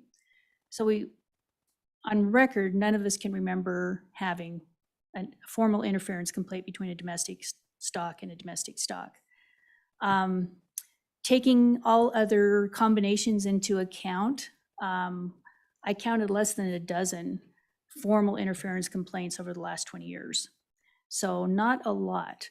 And probably 50% of those formal complaints of alleged interference were cases of interconnectedness, where a groundwater well, there was claimed interference of a groundwater well impacting flows in a creek or something like that, which brings in another statute.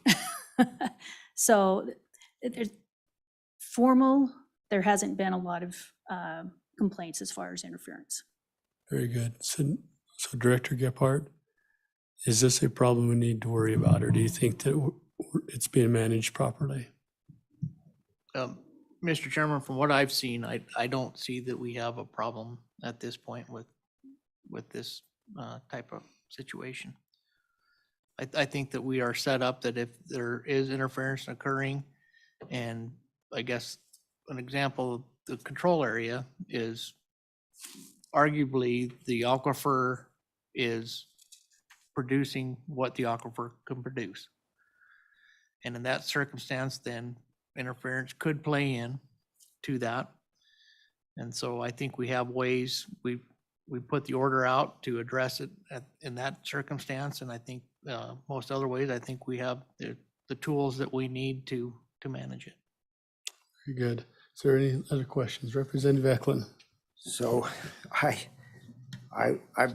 guess I would beg to differ on it, and I've got a few questions about that. So in a control area, what designates a control area?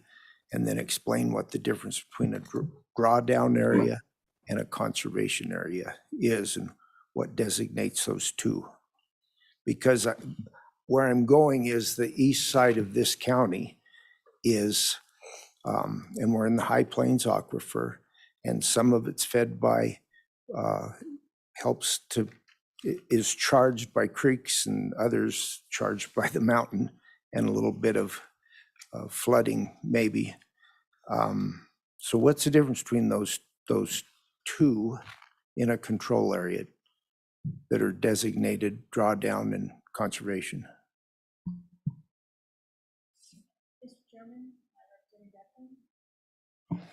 Mr. Chairman, Representative Eklund. A control area is basically a special groundwater management area.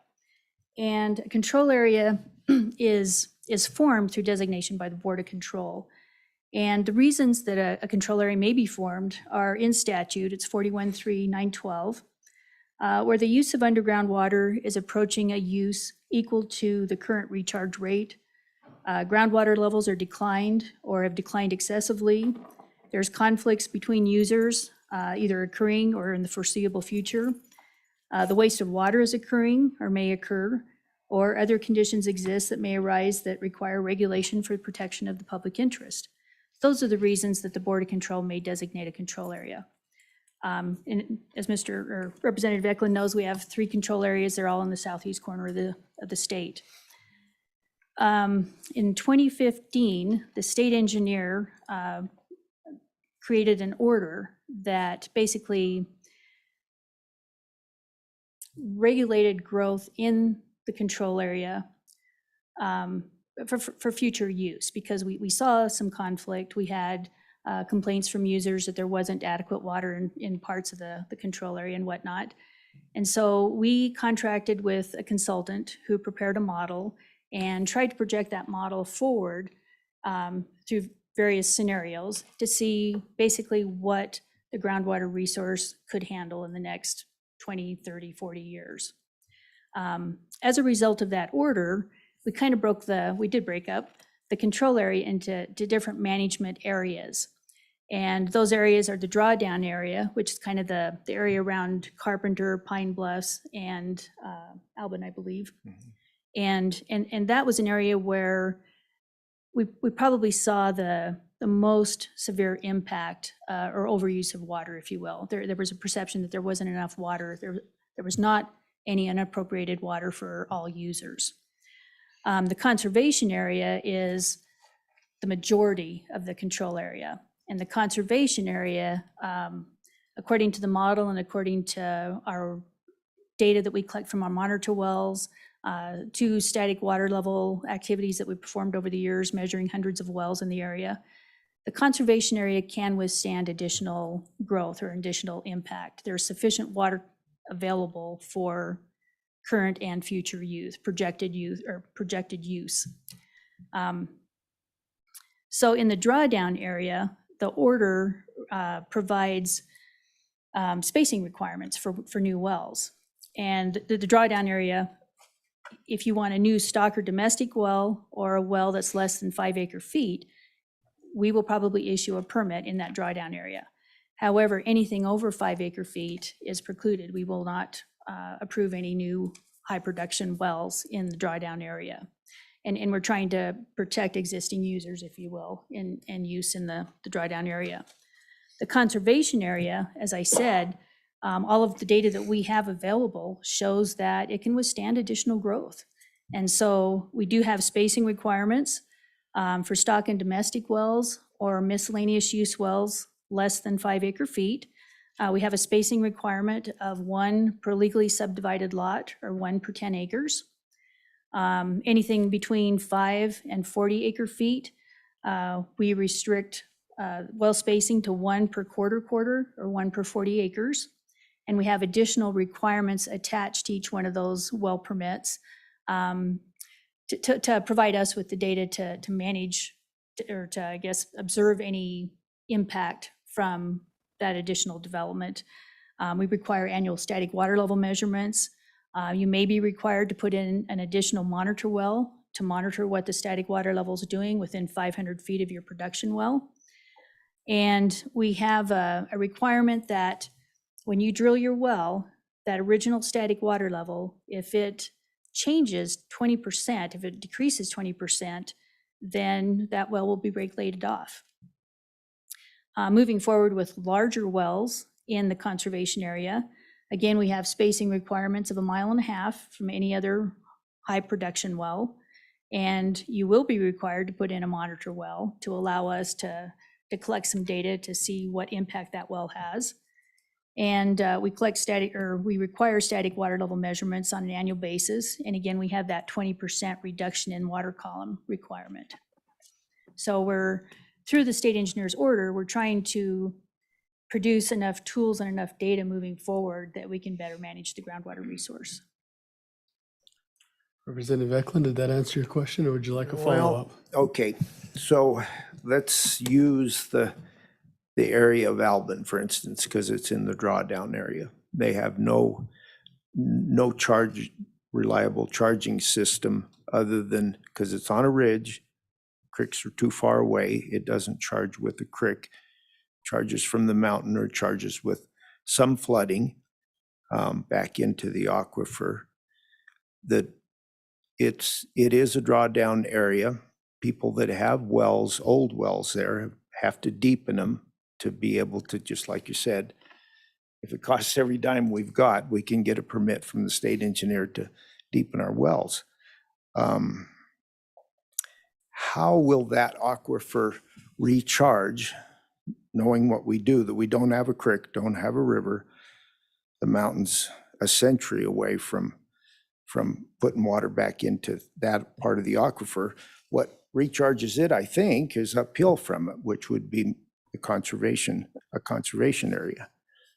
So if we put in wells in the conservation area, what allows the aquifer in the drawdown area to refill? There's nothing. We're continuing to pull water out of the aquifer. So how are those people going to be affected by what's happening up hill. And how did we get to the point where we're in, your AMEC report indicated that those areas are in dire straits because they don't recharge properly. How did we get to that point? And I'm kind of using your own data because I was at those meetings. How did we get to the point there, and yet we're still putting in wells upstream from it and not thinking that that would cause injury to the ones that are already existing, in other words, the senior rights holders?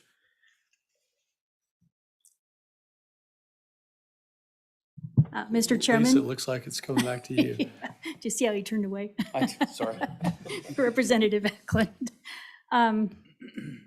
You are correct. The geology underlying Alban is the Ogallala and the Arikari. Very similar, it is similar to everything under the conservation area. Recharge would be rain from the sky, underflow across the county, across the control area, snow melt to the west. The same thing that recharges everything except, like, as you said, areas where you happen to have surface water infiltration. Again, the AMEC model and our data shows a pretty sufficient, or up to 600 feet of saturated thickness in the control area. And so I guess as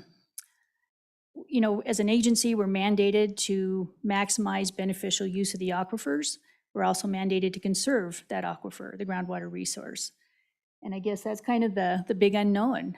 Do we conserve it for, do we allow present growth and anticipate future growth? And then how do we look to the future? Do we preserve that aquifer for the next 100 years? Do we preserve it for the next 1,000 years? That is a conundrum. Chris, go ahead. Mr. Chairman, Representative Eklund, in just trying to hopefully add some value to that discussion, because I think it really is a balance between trying to assure that existing rights remain satisfied and allowing for additional development if additional development can be had. And with regard to the Laramie County Control Area, it wasn't a quick decision. It took quite a number of years. In fact, I mean, there's quite a history with regard to the previously called critical areas when they were designated that under the statutes with the Alban and Pine Bluffs and Carpenter areas. And as it moved forward and the Laramie County Control Area grew to about 2/3 of the entire county, the aquifer simply has different characteristics in different parts of the county, and certainly has different levels of development in different parts of the county. But just to go back and describe, and the order that was issued with regard to the control area is the first one of its kind. First time it was ever done in the history of the state of Wyoming. And it wasn't done quickly. The state engineer Trell at the time, I think, issued a temporary order somewhere in the 2014 area after we had, the state engineer's office had received multiple permits for higher capacity wells, and it got challenged in the courts with regard to the propriety of not granting those wells. And so working through that process, he actually issued an order that precluded any new development until there was time to take a look and see what we might be able to do with regard to corrective controls as they're described under the statute. And at the time, it wasn't just the state engineer, but he approached all the stakeholders, actually encouraged strongly, and had multiple meetings with many of the water users in the control area under 41.2, I think it's 912C, allows for appropriators to come up with their own agreement on how they want to deal with potential drawdowns. And of course, with the massive number of appropriators in the control area, that's a very difficult thing to do. And at the time, the county got involved. The county commissioners actually set up a steering committee, and it was comprised of many people. I'm trying to remember how many, but probably 30 folks that the county put on that steering committee from all different sorts of interests, from developers to agricultural interest to municipal interest. And we had meetings every month for a year trying to wrestle to the ground. And really it is this balance between trying to protect the existing appropriators and allowing for any additional development that might be appropriate. And at the end of that year, that steering committee, and it was facilitated by folks from the University of Wyoming, had experts testifying with regard to what might be available, what might not be available. This steering committee ultimately reached a stalemate. They couldn't figure out how to crack that nut to make that balance. And so it was left to the state engineer.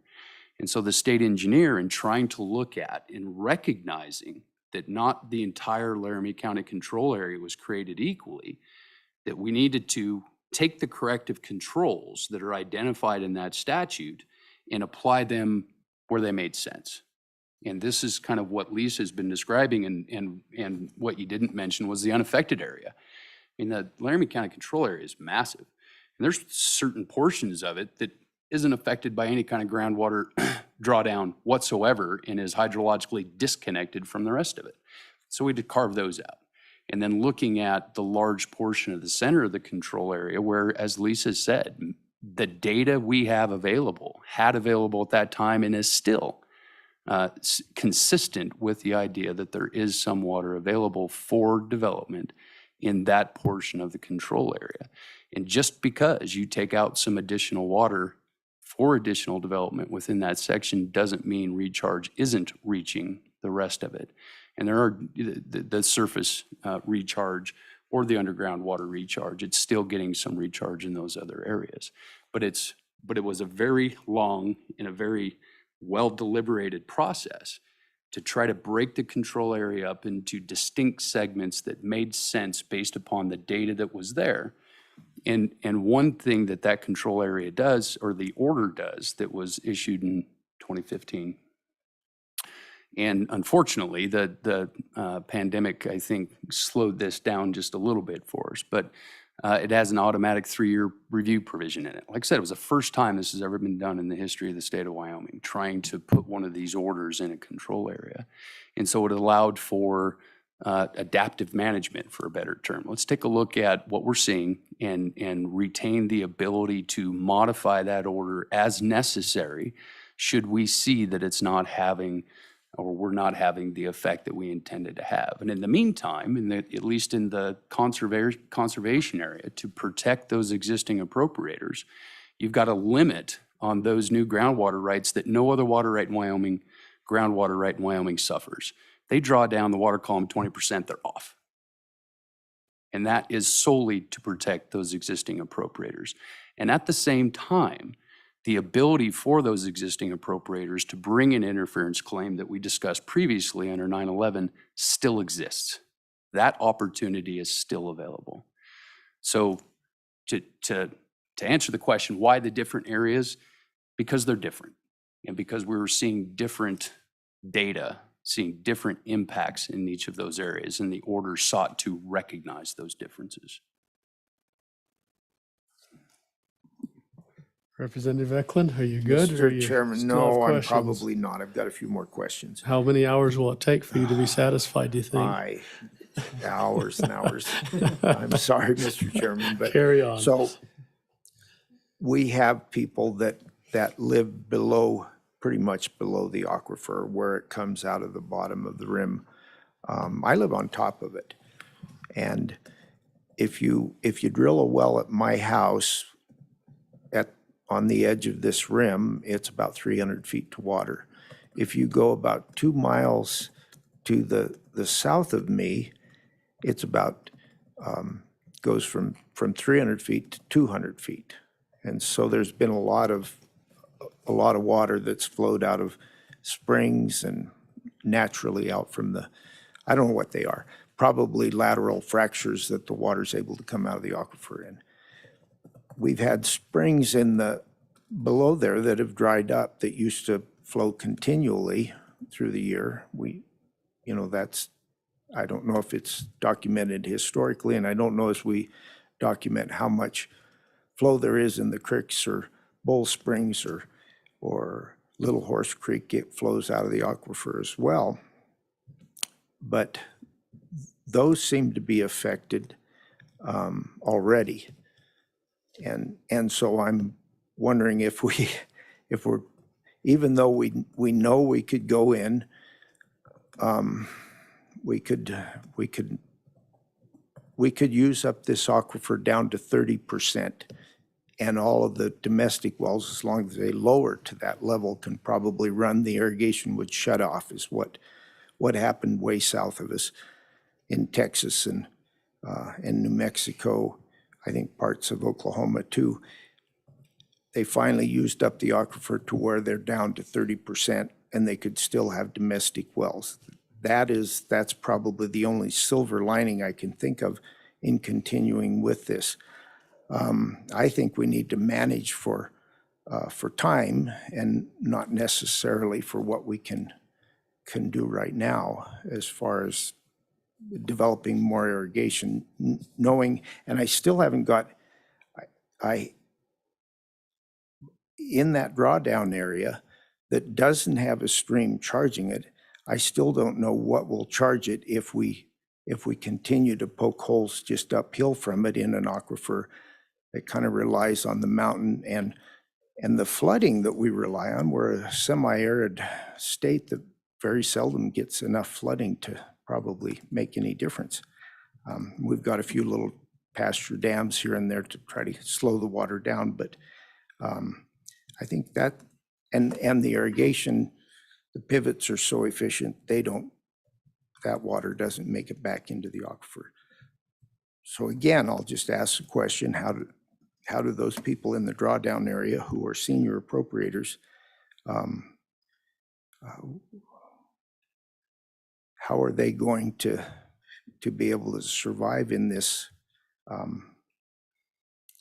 constant drilling and tapping into an aquifer that's upstream from them? Mr. Chairman, Go ahead, Lisa. Representative Eklund. One of the things I'd like to mention is in the drawdown area, like I said, Albin, Carpenter, Pine Bluffs, one of the limiting factors that was addressed in the order and why that area was designated as a drawdown area, the limiting factor is, of course, the hydrogeology. What are the aquifers? What's the groundwater resource in those areas? And they're all different. The conservation area is largely what we term the High Plains Aquifer System. And as Representative Eklund mentioned, that does extend 8 states away to Texas.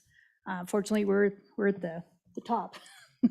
But the High Plains Aquifer System comprises the White River Formation, the Arikari, the Ogallala, and sometimes water-bearing quaternary deposits if they're present. When you get to Albin, most of those large production wells are completed in the Ogallala and the Arikari. When you get to Pine Bluffs, they depend largely on quaternary age alluvium, the sands and gravels associated with surface water, and sometimes fractured Brule or the Upper White River. So they're kind of limited to those aquifers. When you get around Carpenter, of course, we're looking at the terrace deposits and the Upper White River if they're hydraulically connected. But those differ from the conservation area, which is 2/3 of the control area, where again, you've got more of a saturated thickness and a little different hydrogeologic setting, if you will.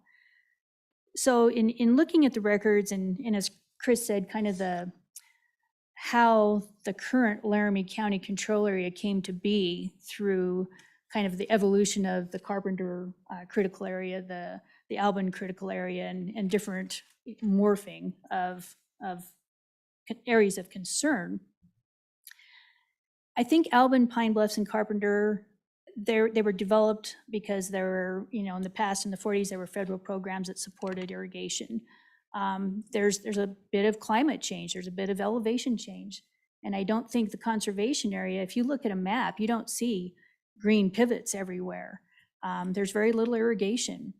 And so I think there's a reason why most of the control area has not been developed for agricultural purposes, although we're growing subdivisions now.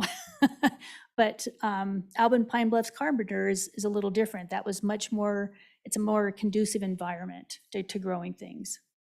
So I think that's possibly one of the reasons why we do see a difference in groundwater use and impacts.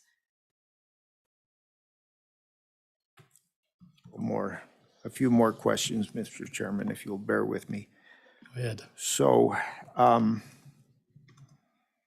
very long ago, probably within the last 5 to 10 years, we had a federal program that would buy out irrigation rights, and we did a little of that in Laramie County when we could. It was fully supported by the state engineer's office because it was a remedy for these wells that were high-capacity wells that were sucking air before the season was over with.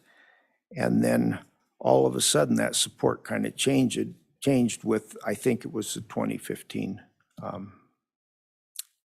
order, just kind of indicated maybe we weren't so interested in doing buyouts. After the committee's report, and it was a year, I remember I went to some of the meetings when I could.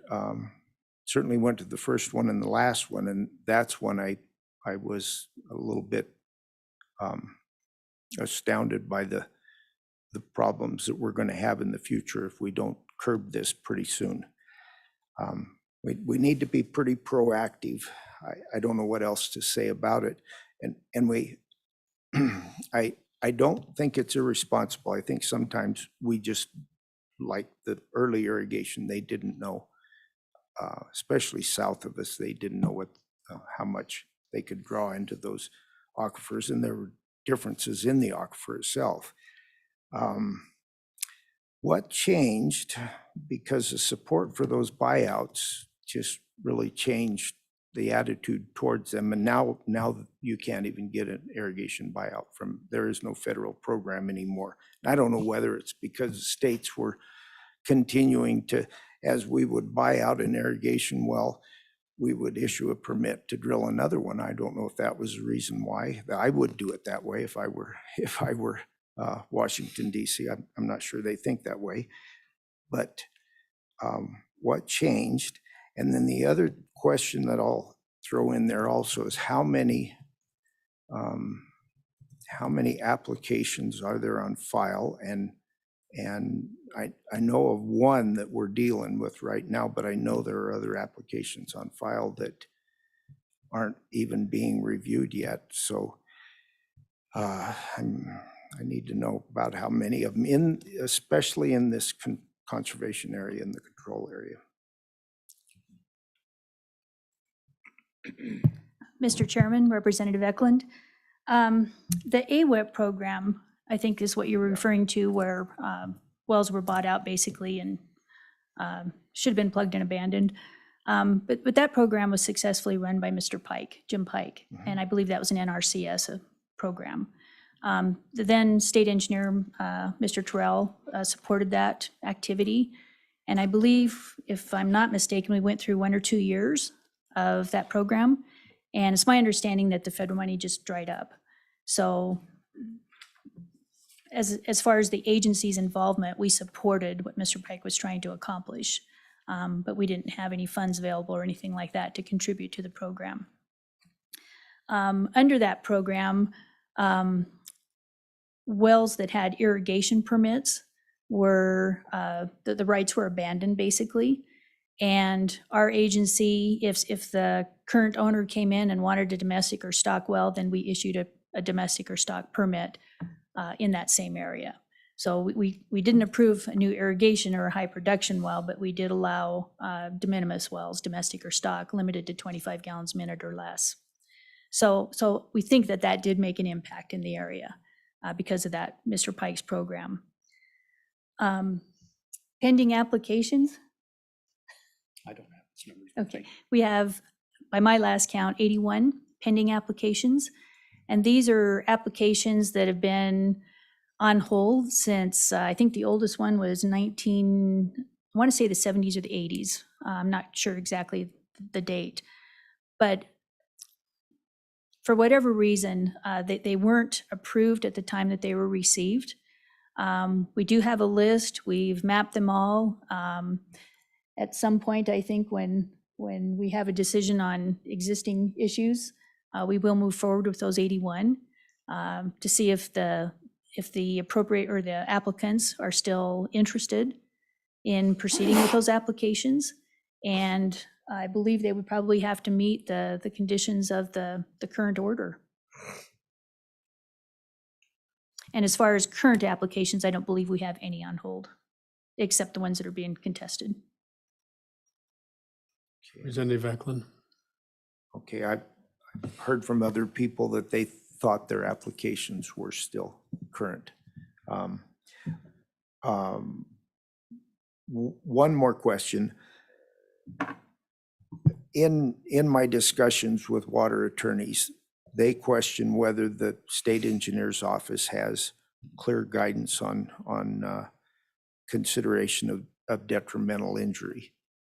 And I'm not sure whether that's defined in statute or not. I think it may be. I'm not sure that it is. I think that probably any high capacity well is going to change other wells and probably not for the better. So there would be injury. Anyway, trying to figure out how we satisfy the public interest with factors and try to avoid over appropriation. I'm wondering if you feel there's clear guidance, and maybe that's an area we could work on in statute to determine whether there is a detriment to other wells in the area or other water rights. Mr. Chairman, Representative Please. Eklund, I think I'll try to take that one to the extent I can. And I want to be very careful because, of course, there is a current pending contested case in front of the state engineer that you're very well aware. And I don't want to say anything to prejudice that process and give everybody involved their shake in that case. I think what you're referring to is public interest. Whether or not granting existing wells within the control area is detrimental to the public interest. And in that particular, again, I'm trying to be very careful, but that particular phrasing, and I believe that's in 41.3.932 C is where that's contained. That doesn't necessarily speak to injury to the existing appropriators, but does describe the state engineer must find that granting of any additional permits in the control area is not detrimental to the public interest. Public interest is a very interesting concept in Western water law, and it's not just confined to the state of Wyoming, and it's not just confined, the ambiguities of the phrase and the term is not just confined to the state of Wyoming. And different states have addressed it differently and have handled it differently.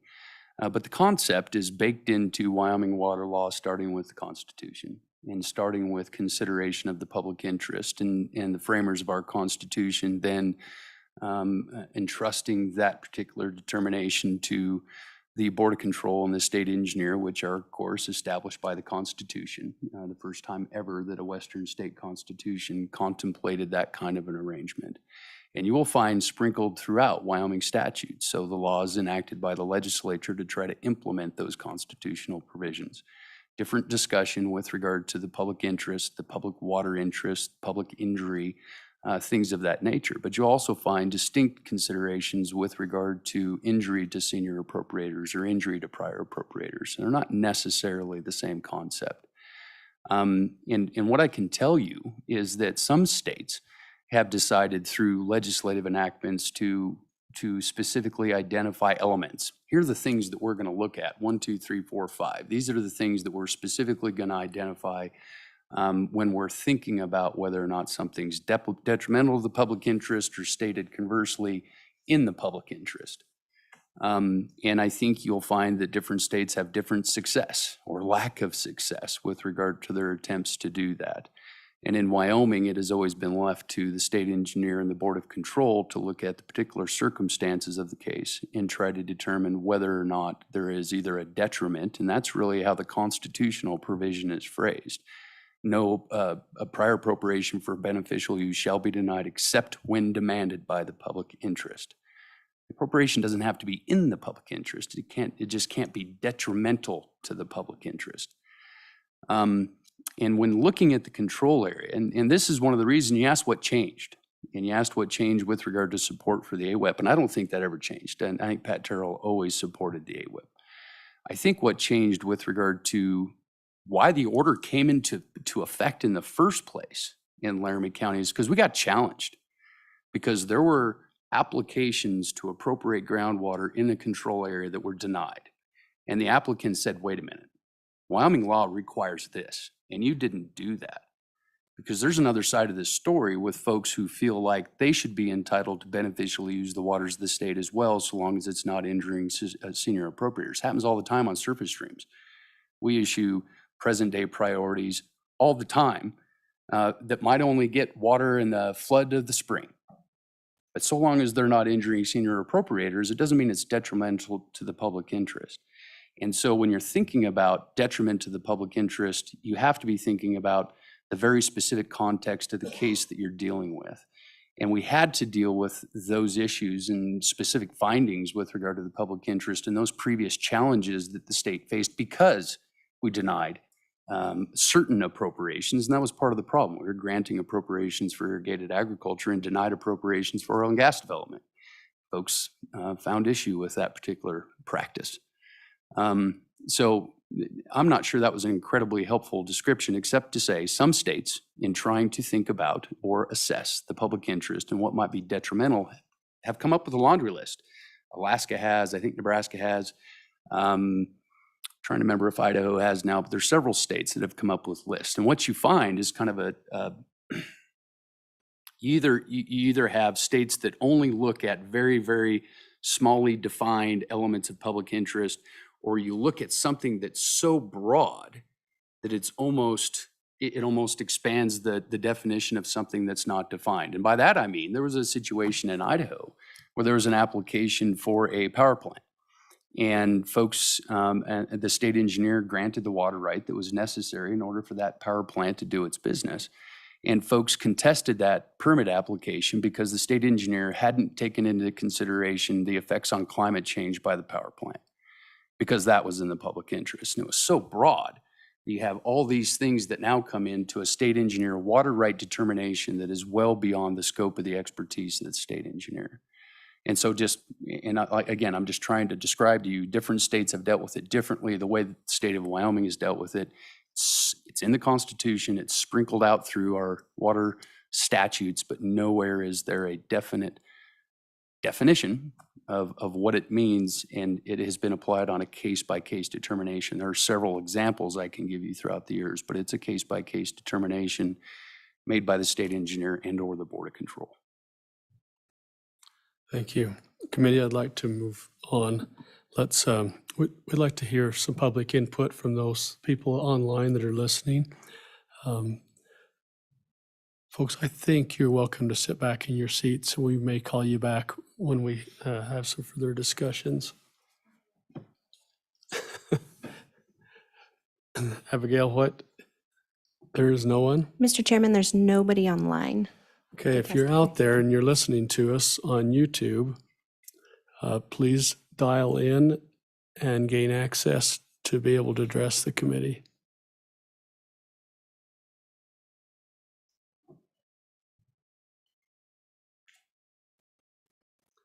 Is there anyone in the audience today that would like to address this while we're waiting for online people? Please come forward. So we'll take someone live and then we'll wait for anyone online that would like to address this. Would you introduce yourself to us, please? Mr. Chairman and committee, my name's Kyle Wentland and I live in 3511 Clipstein Road here in Laramie County. And I want to be clear today, I'm testifying on behalf as just a common citizen and not in any of my professional capacity with the state. So I do need to make sure that you have that disclosure. I have some comments in general, but I want to back up to the interference claim portion of this first. We're in a situation where we're in the rural interface between rural and urban development, and we're seeing exponential developmental growth. And we are running the risk of being dewatered in the future. I don't see how you can put as many straws as we're going to put in the ground out here and not have an impact. So it's not only going to affect the domestic use, but we also have producers, livestock producers in that area, in that edge of that interface, that are also going to be negatively affected. So it has an impact on your agricultural base as well. We are in the control area. And as a preface to this, it has to do with subdivision development here in the control area. And we did approach the Laramie County Planning Commission. There's several citizens in our area that we did testify. The Planning Commission actually ruled in favor of us as far as not developing to the plat size that was suggested or being proposed at the time. County commissioners then overruled that decision. We asked to engage the county commissioners and say, is there something we can do, you know, at the local level without having to approach the state, and come to some terms on lot size and how to look at this within the control area. And as the state engineers referenced their order, unfortunately, the commissioner's response to me at that time testifying was not only no, but hell no. So we felt pretty compelled at this point to appeal to the state level to try and get to some resolution with this, because when we look at our aquifer out here, my well might be at 300 feet, and I'm just going to use some theoreticals not to call anybody out here. The new wells, because of the slope of the aquifer, may be at 500 and 600 feet. Okay, they're going to dewater us first because we're at the edge of the lake. As this pool gets drawn down, those of us on the edge are going to get hit. And then we're out of water. It's no longer a question of can we beneficially use the water, we're out of water. So this concept of, you know, and I fully appreciate and respect the state engineer's comments here that you need to be deep enough in the aquifer to use that and understand the barometric and seasonal shifts in your groundwater flow. But we're talking about interference of being dewatered in the future. And the statute is not real clear on this, and we get to that claim. So that's the first part of this. The second part of this is I think the state engineer has done an excellent job trying to address this over time. I give them great credit for an incredibly complex topic, and their staff. But the order that has been issued in the groundwater control area states 10 acres or legally subdivided plat, and it was based on the AMEX study that you've already had referenced. The problem is the county has interpreted that as legally subdivided plat means 5 acres. They see it as whatever plat size they choose to deem neutral, that is a legally subdivided plat and well. I think the state engineer may have in that order said 10 acres are legally subdivided plat for 10 acres or a 20 acre or a 40 acre. I don't think they may have envisioned this 5 acre subdivision plot. So it's a loophole in the order that's being misused. And the AMEX study, when you look at the calculation they did for the county, it was an example calculation. It wasn't the actual calculation for groundwater neutral.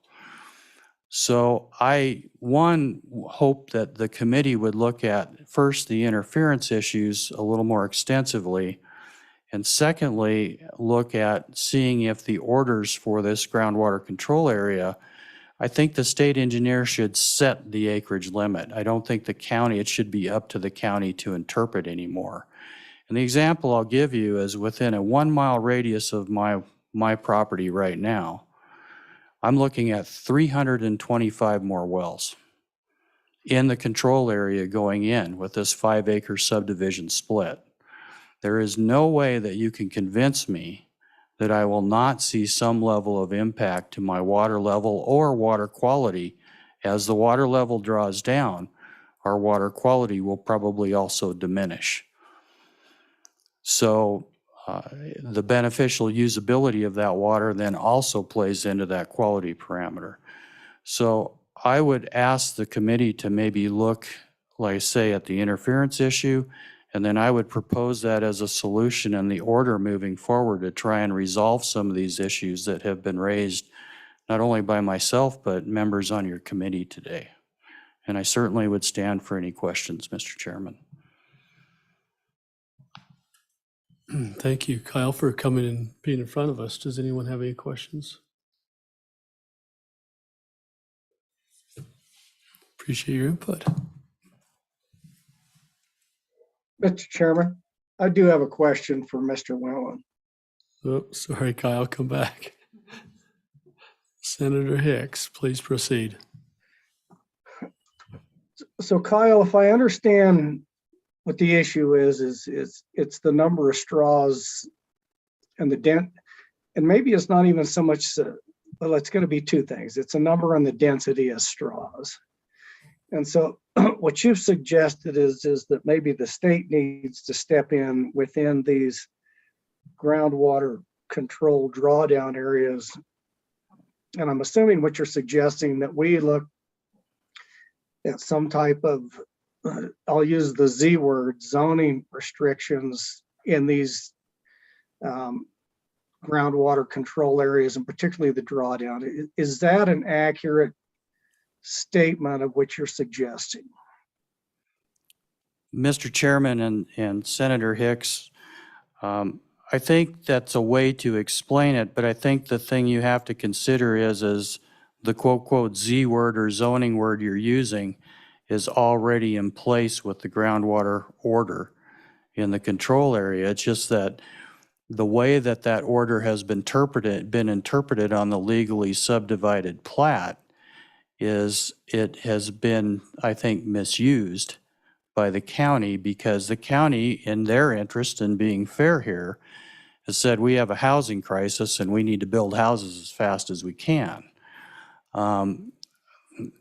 But I think that's being a little short-sighted, knowing that we have a very limited supply of groundwater, and knowing that the solutions to solving that groundwater problem are deep wells, or, the city of Cheyenne's putting in large infrastructure projects. I mean, I don't think the state really long-term wants to look at funding something like this has been funded in Campbell and Crook County. But that's the kind of expense we're looking at down the road, Senator Hicks, if we don't get a handle on making sure we're using the water we have here carefully. So, Mr. Chairman, I think that this committee, and this is just a suggestion, would be remiss to just drop this subject at this point in time and carry it forward. So at the stake of maybe overstepping, Mr. Chairman, I would suggest that we continue this discussion. I would like to have this whole issue of the interpretation of the subdivision statutes in a control area, take a look at that. I'd like to have the county come in and give us their observations and their take on that. So I think we need to continue this on the agenda, and I think we need to make some specific invitations. I'm intrigued by the idea that there may be a solution here, but there may also be some misinterpretations or some liberties with what the intent of the statutes are. So I think we deserve to take a little deeper look in this and just make sure that we've covered all of our bases. So, Mr. Chairman, that's just a recommendation I would make back to the committee that we continue this and bring in those entities and then take a look at the that subdivision in those control area statutes but that's, Mr. Chairman, that's just my thoughts. Thank you, Senator Hicks. Hold on to that thought, would you please? And we'll address that after we've finished all the public comment period. Mr. Chairman, one more comment I would add, Yes. and it's just a very interesting piece to this, is in our conversations with the county through their meetings here, we asked them, how many plats have you authorized? Because that's how many future wells are going to go in the ground. They couldn't answer that question. Very good. Thank you. Senator Hicks, your Microphone's still on. Abigail, Kaylee, do you have anyone else online? You do not? Okay, I'm going to look back to the audience. Please come forward. Is there anyone else prepared to provide testimony to us today? Would you introduce yourself, please?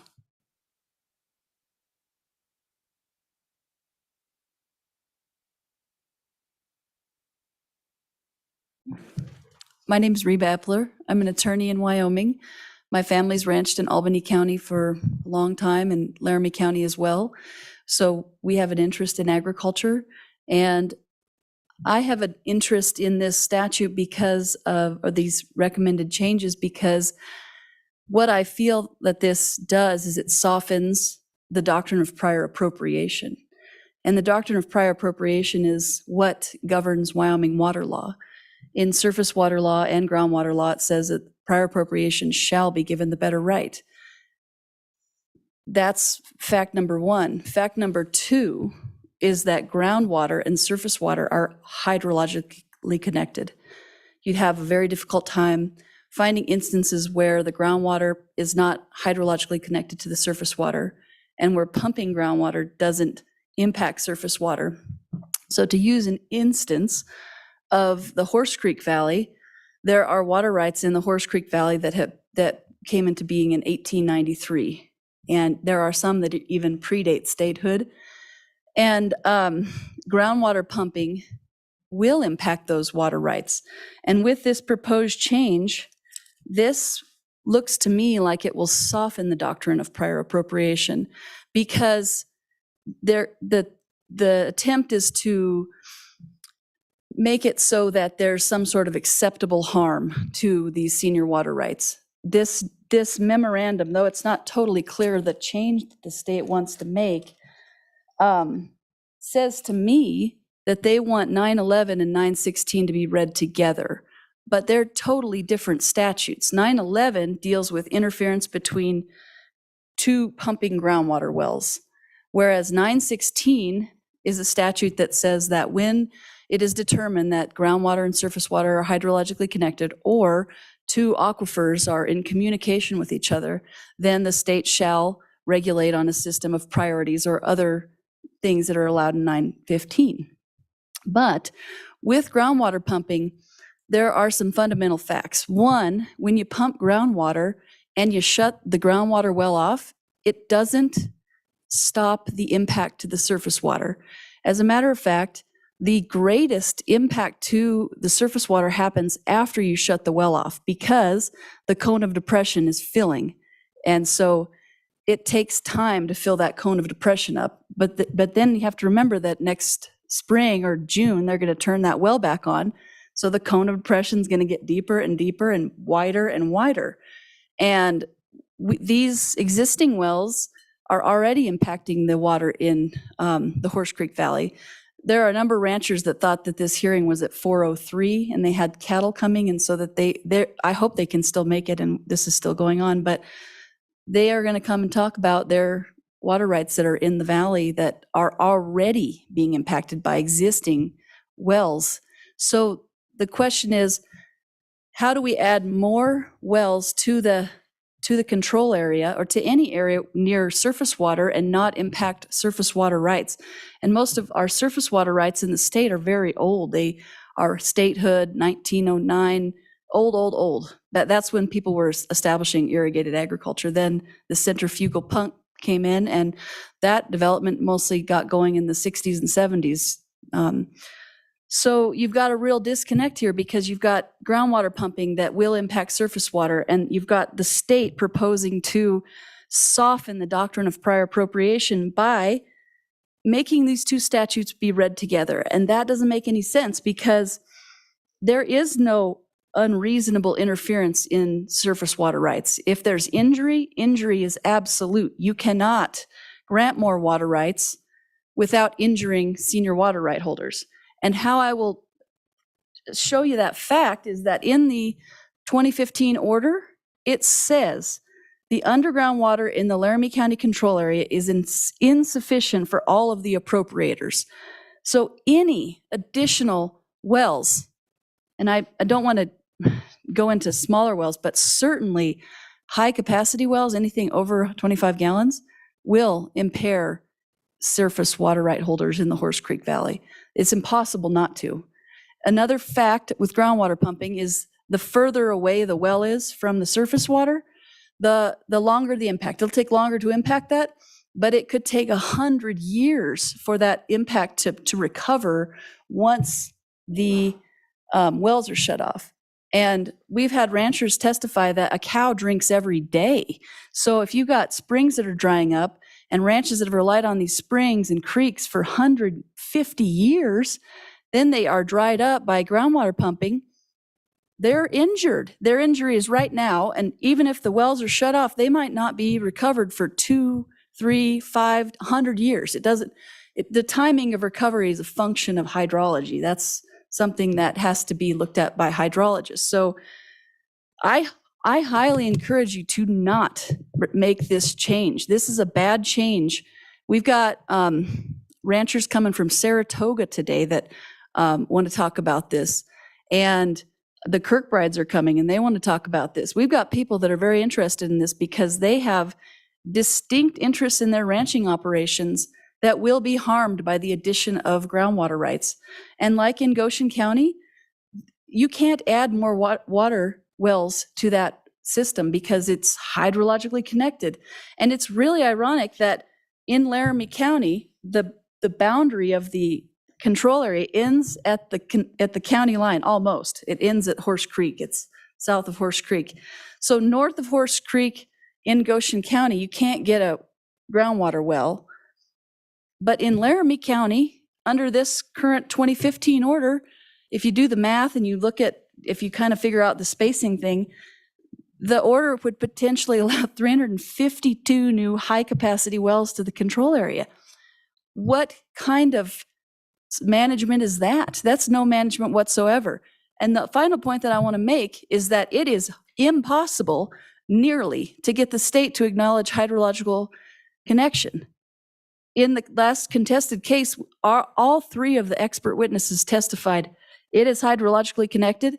Then the expert witness for the other side said, yes, it's hydrologically connected. All four people agreed that it was hydrologically connected. But then when we looked at this proposed order, there was no recognition under 916 of hydrological connection. So my suggestion to the committee, to the legislature, in the spirit of protecting private property rights, prior appropriation, is to strengthen 916. If you want to do the right thing for the ranchers in the state of Wyoming, you need to make it say in the statute that groundwater and surface water is hydrologically connected. And if you want to prove that it's not, then it's the duty's on you to prove it. Instead of all the ranchers in the Horse Creek Valley having to bring in expert witnesses and have USGS maps and remind the state that their own AMEC report showed hydrological connection, that's wrong.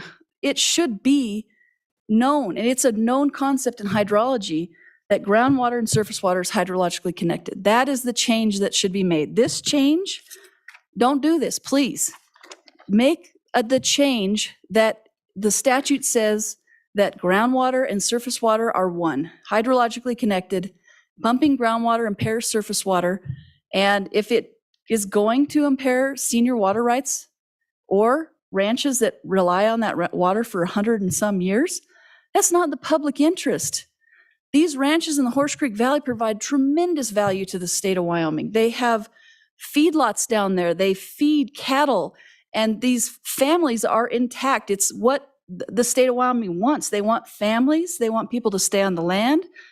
If the state is allowed to tamper with the doctrine of prior appropriation, what will happen in the Horse Creek Valley is that it's going to make it very, very hard for these people to make a living, because they have made a living in the valley. And as Alan Kirkbride told me, he said, if we just kept doing what we were doing, we could do it for 1,000 more years. That's how sustainable it is.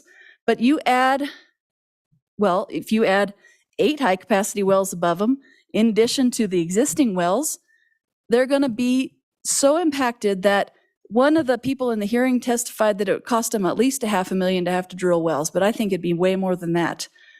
How can people ranch when they have relied on something forever and then it's gone, and then they have to go to a totally different type of ranching, which is to water cattle out of tanks, and you lose the benefit of sub-irrigated meadows, which provide a lot of forage to cattle?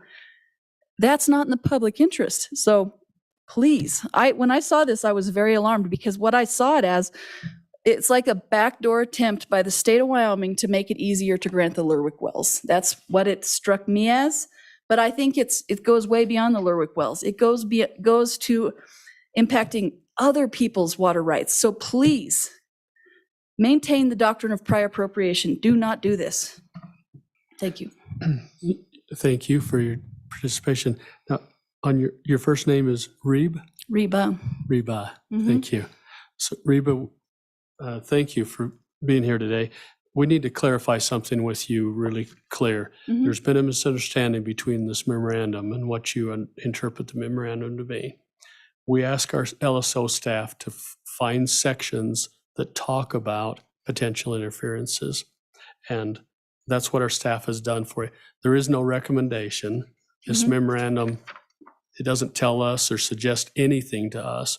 We're really just fact-finding today and learning about the situation, which you've been really gracious to help us understand. But I need you to understand there is no don't do this. There is no instructions in this memorandum. Okay, are we clear with that? Sure, that clears to me. I was under the impression, though, because it says on the last page that these should be read together because it helps clarify the statutes, and I don't agree with that. And that's okay. But there is no attempt on our part to mess with the prior appropriation. I think the suggestion was there that under some circumstances, there may be a need to read both. You just can't read one and interpret it and run with it, but you have to understand both concepts in order to appropriately deal with unique situations on the ground. Now, I'm not familiar with Horse Creek Valley.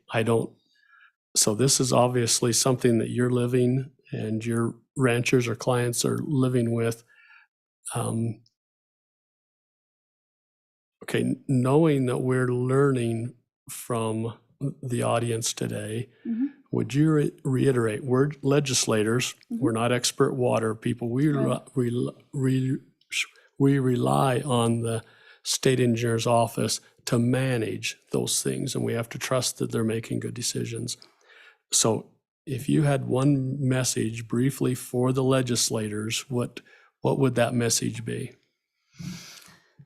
The best change that you can make is to strengthen 916 to adopt the standard that groundwater and surface water is hydrologically connected. If you want to protect your ranchers in the state of Wyoming who are surface water irrigators, then you should change 916 to make it so that if you want to disprove that there's a hydrological connection, it becomes a de facto. Groundwater and surface water is hydrologically connected. Perfect. Change that statute and you will do right by your constituents. I understood that. Very good. Thank you for helping me understand that clear message. Does anyone else have a question? Please, Senator. Thank you, Mr. Chairman. Now, we had House Bill 136 last session. It's now going to become law here in a month or two. And just for a reminder for the committee, basically it said that any applicant has the burden of proof instead of the other way around. How far does that go in solving the problem that you've articulated once that law goes into effect on July 1st? That was wonderful. Thank you. Thank you for the unanimous pass in the Senate on that. That is a good change because it certainly makes it clear that if you're going to apply for high capacity water right in a control area, you have to establish all the 4 elements of 932C. So that's good. But this is a little bit different because it deals with the hydrological connection, and the situation in Horse Creek's not unique because you'll run into it all the time where there's a hydrological connection. So it's a new change, I suppose. We need to work on 916, establishing a hydrological connection standard. Other questions? Now, you referenced you have other people coming. Are they driving, and were they expecting 420 to be the time that they needed to be here? Yeah, I think so, because some of them had cattle, like they,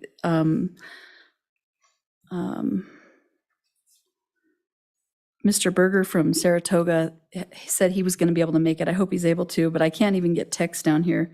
Mark Isley just texted me and he said that he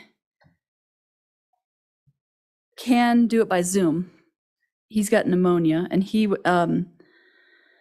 and then Kirkbride's, I think they're going to be here about 4:20, so we'll just have to wait for a few people to show up. And Jim Pike was going to come too. And that's what I thought. Thank you. So thank you very much, Reba. Appreciate your testimony. Yeah, thank you. So we'll look to other people in the audience. And if we need to, we'll take a 10-minute break in order to make sure that we have to give those people time to arrive. Very good. Come on down.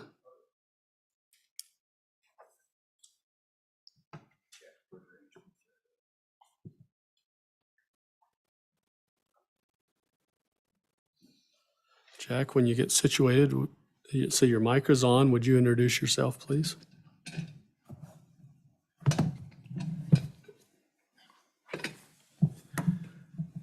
Thank you, Mr. Chairman, members of the committee. I'm Jack Berger from Saratoga.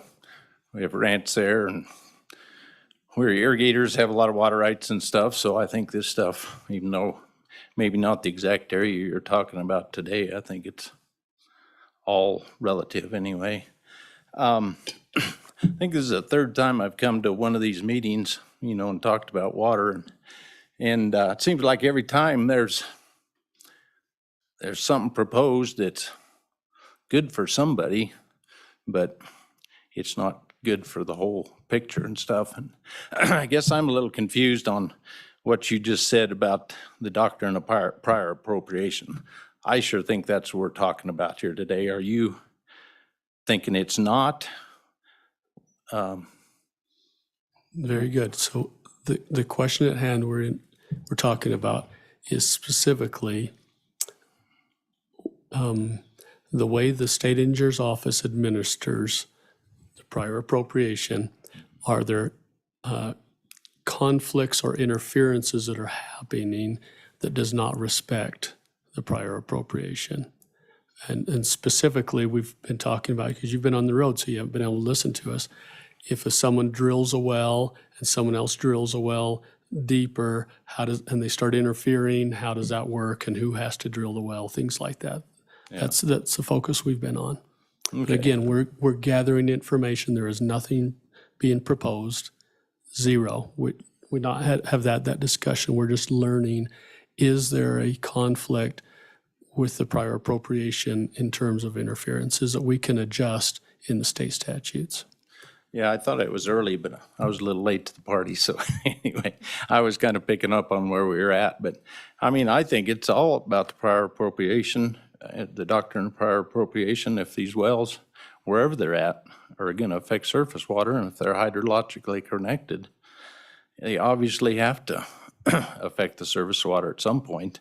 And what that point is, I don't know. I understood there was maybe a deal that something proposed watching for a 20% drawdown or something like that, but that's not right. That's correct. That's not what we're debating today. Okay. Correct. All right. Well, that was kind of extreme. I thought to go down that road, and you don't know how far you've gone before you know you went way too far. But anyway, it seems like every time I come to one of these, we think we can take this doctrine of prior appropriation and chip away a little at this corner or chip away a little at that corner, and we still got it. Well, we don't, We got to be awful careful of that, because that's what our whole water deal's tied to, centered on, is a prior appropriation. And I was interested in what Ms. Epler said about that there's no excess water there, which that doesn't surprise me. I don't think we got excess water anywhere, as far as if we're going to drill deeper, you're going to affect something. You're going to affect a shallower well, or these guys, I guess, got springs there that they never thought they had to file on because it was on their own property, and their cows have watered on it for 150 years. Well, if you dry those up, they have nothing, they can't.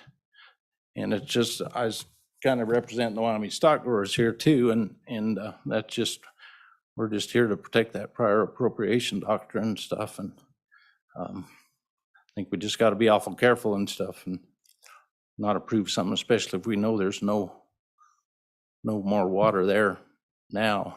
And I would like to bring up, we brought up that House Bill 136, I think, and that's was a very good thing to shift that burden of proof to the other side. That somebody just said something here about injury. I've been down that road. That, to me, it should be black and white, and it never is. It is a gray area. There's I got a deal where a multi-billionaire out-of-stater wants to take water out of my drainage to another drainage. I mean, to me, that's black and white injury. That's not the way the state sees it and stuff, you know. So that injury deal sounds really good, but that's a difficult thing right there.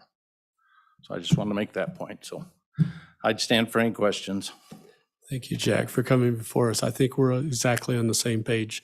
We apologize to you that we're ahead of schedule, so No. you weren't able to hear some of the dialogue that went on before that, so that was our fault. Okay, no Does problem. anyone have any questions for Jack before he goes? Thank you. All right, thanks. Anyone else in the audience who would like to speak? Sir, come on down.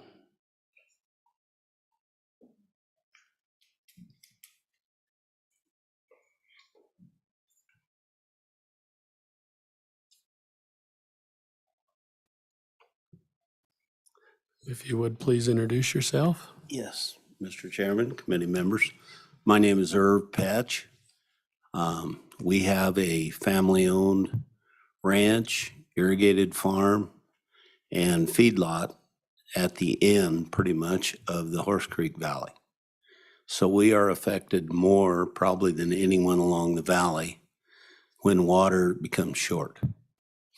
When I was a young man, very young man, I was born and raised on the ranch that I'm on now. My grandpa bought in 1935. When I was a young man and used to help round up our hill country, we're right on the edge of the Goshen Hole where it falls off the ridge and comes down into the Goshen Hole. And in that area, there's a lot of hills, and each one of those hills in the valley, there were springs that we watered our cattle on. The things that I can remember the most were when I was young and we were rounding up the hill country and we'd get the cattle rounded up. There was a special place that we kind of went to refresh ourselves, and it was a big rock with water coming out of it, and there was kind of a tray, and that water would come into the tray, and all the cowboys would get off and drink out of that water, and we'd water our horses right there. Well, today, there's not enough water to probably water a horse, let alone a couple cowboys. So we have seen the effects of, in my opinion, the groundwater pumping that's gone on, started in probably the 60s and 70s in the Albin area. That's when the springs and the creeks started getting lower and lower. And within the last 5-6 years, we've noticed a marked change in the water in Horse Creek. We irrigate about 1,200 acres out of Horse Creek. And we have Reba talked about water rights that go back to the 1900s. Ours goes back to the 1880s. It's a territorial water right. And we irrigate all that ground. We used to flood irrigate that ground with ditches and tubes. We had 3 Japanese sharecrop farmers that farmed for us. And when water started getting shorter and shorter, we eventually switched over to sprinkler systems. And in that period of time, some of our farmers retired and left. But the sprinkler systems we put in pump the surface water. We dump it into a pit and pump it out of that. So we're not taking any more water than our water right, gives us many years ago. So we tried to do that, and it's helped a lot, but it's a Band-Aid. You know, our water is just, we're getting less and less year after year. And a lot of that may have to do with snowfall in the mountains. But, you know, I've lived there my whole life, and I know there are good years and bad years. But we've had quite a few years where our water has been down a lot within the last 10 years. Horse Creek just doesn't have the water in it that it did before. You know, when I was younger, we used to put a call on the creek, and the water commissioners would go up the creek and shut down the junior water rights, so we supposedly had more water. That really didn't work because those junior water rights that were up the creek and clear up in almost into the mountains, when they would irrigate, it would put water back into the aquifer. It would go onto their crops or onto their meadows, go back into the aquifer, and we would get the benefit of that within the next couple of years. So, you know, we haven't put a call on the creek for many, many years. We understood that. But I guess what I'm here to say, and I'm more than willing to take any questions, is we do not have the water either in our springs, in our small creeks, or even in the large Horse Creek or Little Horse Creek, which all come right through our valley, right where we live. And I guess that's about all I can say unless you guys have questions. I'm in. Thank you, Irv. Can I try to reiterate what you just taught us? Sure. I want to make sure that I've learned from you today. You live in Horse Creek Valley. I live east of Meriden. Meriden is right on Horse Creek on Highway 85. Okay. It used to be a little town. Then it was a post office. Now it's a cluster box where we get our mail. But there are still people that live there. But we own the valley from that area on down to the east where Horse Creek goes. Actually, Horse Creek goes to the north of the valley that we irrigate with. We divert it up above Highway 85 and bring it down in a series of cement ditches. Then we split the water and go down along our farm ground and irrigate with sprinklers off each side.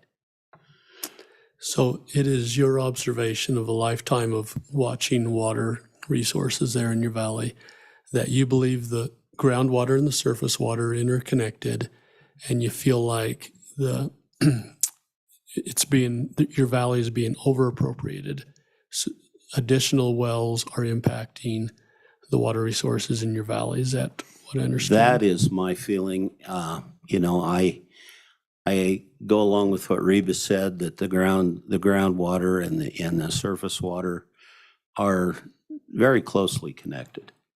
I mean, it's just it makes sense. And I know out in the hill country that I was telling you about where the springs are, probably back in the 70s, we dug a couple of wells or drilled a couple of wells, went down about 300 feet, and we put them in corners away from the springs so we get better utilization out of our grass. In other words, the cattle would drink here and then they go up here and drink, and they'd eat the grass in between.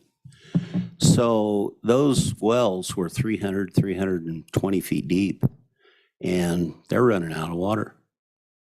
But then if you get down to the valley where we are, you know, we used to be able to hit water next to our farm ground at 25, 30 feet, and quite a bit of water, because I think that valley that we farm used to be an old riverbed thousands of years ago, millions of years ago.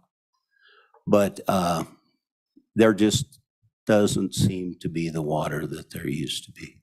We used to have, you know, excess water. We would irrigate everything we could, and like I said, under flood irrigation, which is fairly wasteful. And there was still water in the creek, going down the creek to fill Hawk Springs Reservoir and to take care of the appropriations in Goshen County and whatever. Now, boy, we don't even get anywhere close to our appropriation in the creek strike.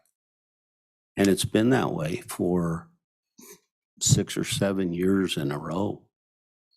Very good. Does anyone have any questions for Representative? Yeah, I've dominated a lot of the time here, so I'll be brief.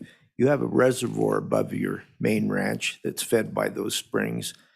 What difference have you seen in your lifetime on the filling of that reservoir and the ability to water your meadow below it? There's not near the water coming in that there used to be, John, or Representative Eklund. About 10 years ago, maybe a little longer, I asked our local water commissioner if he could run up and test those two. There's actually two springs, West Callahan Creek and East Callahan Creek and Callahan Creek, that come together, and then we take the water and put it in a reservoir, and then we irrigate a meadow down below that. And I asked him if he could go up there and measure that water for me, if he had time, and he said, yeah, sure. So he went up and started measuring that water, and he measured it for like a year and a half. And sometimes it was washed out or this, that, there were problems, but he had a pretty good idea of how much water was coming down there. And our reasoning was, we were wondering if there was enough water coming down to put a sprinkler system in and, pump out of the reservoir and use a sprinkler system and therefore get a little more efficient irrigation and probably over more acres. Well, we have not had that tested in a long time, but I will tell you this, if you go up and test those two creeks right now, you would probably find half to maybe 2/3 the amount of water that was there 10 years ago, and maybe less than that. Any other questions for Representative Nyman? Thank you, Mr. Chairman. Thank you for coming, Mr. Pesh. I just have a curiosity question. In my part of the country, I'm about as far north from you as I can get. I don't fully understand the geography of where you live. Does most of your runoff come from mountain stream inflow and through snow accumulation? And what is the headwaters of your creek, Horse Creek, and the other tributaries that come into it? What does it look like? Horse Creek starts clear up in the Snowy Range.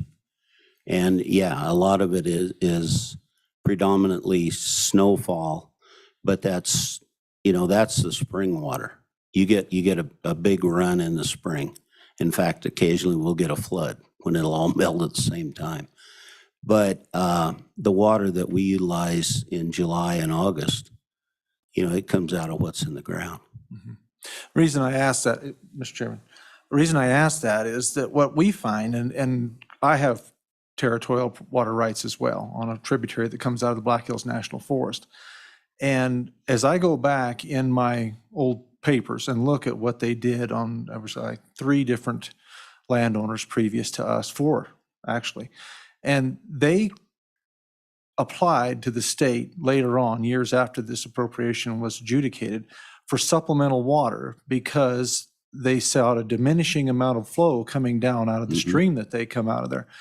They attributed it to an increase in the amount of forestation and the fact that each pine tree takes approximately, I think according to their figures at that time, 250 gallons per tree per day to survive.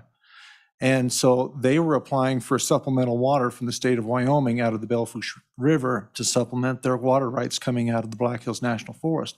So I guess my curiosity question is, have you seen an impact on as far as the amount of runoff that comes in, even through your wells and through your streams?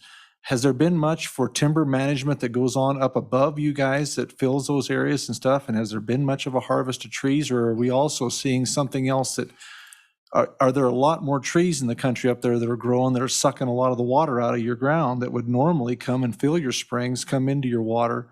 Like in our country, an average cottonwood tree takes 1,000 gallons of water a day.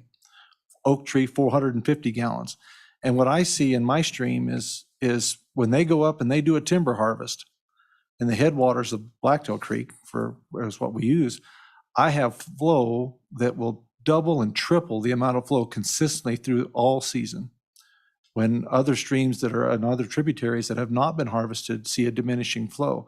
So I guess I'm just trying to understand kind of what your geography looks like, and if there could be potentially also some impacts from timber management in the headwaters of your streams that need to be also looked at and could have a major impact on the amount of water you guys see in your springs and your streams running because you just don't have as many trees and so many things sucking it out of the ground. So I'm just curious as to what your ground looks like, if it comes from a lot of timber. Well, yeah, it originates up in the Medicine Bow National Forest, you know, way up above Wheatland is where Horse Creek kind of originates.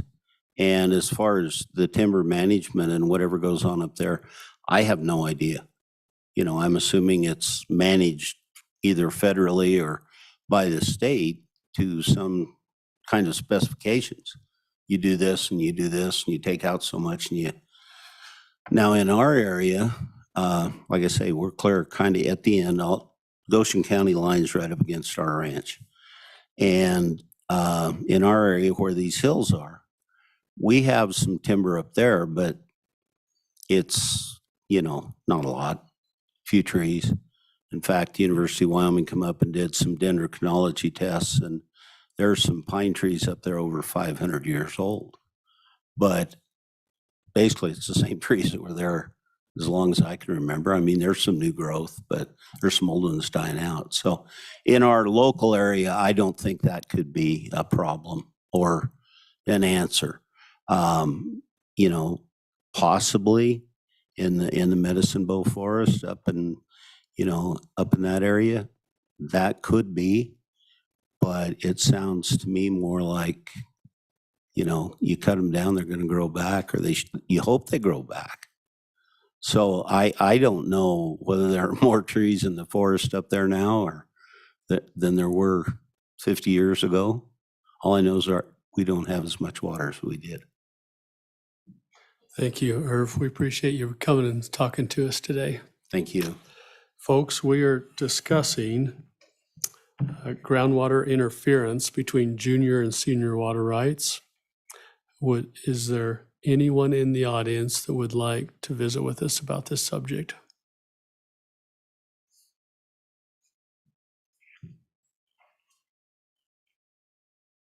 Seeing none. I'd like to make a comment for all you folks that traveled a great distance today to make sure you understand our purpose today.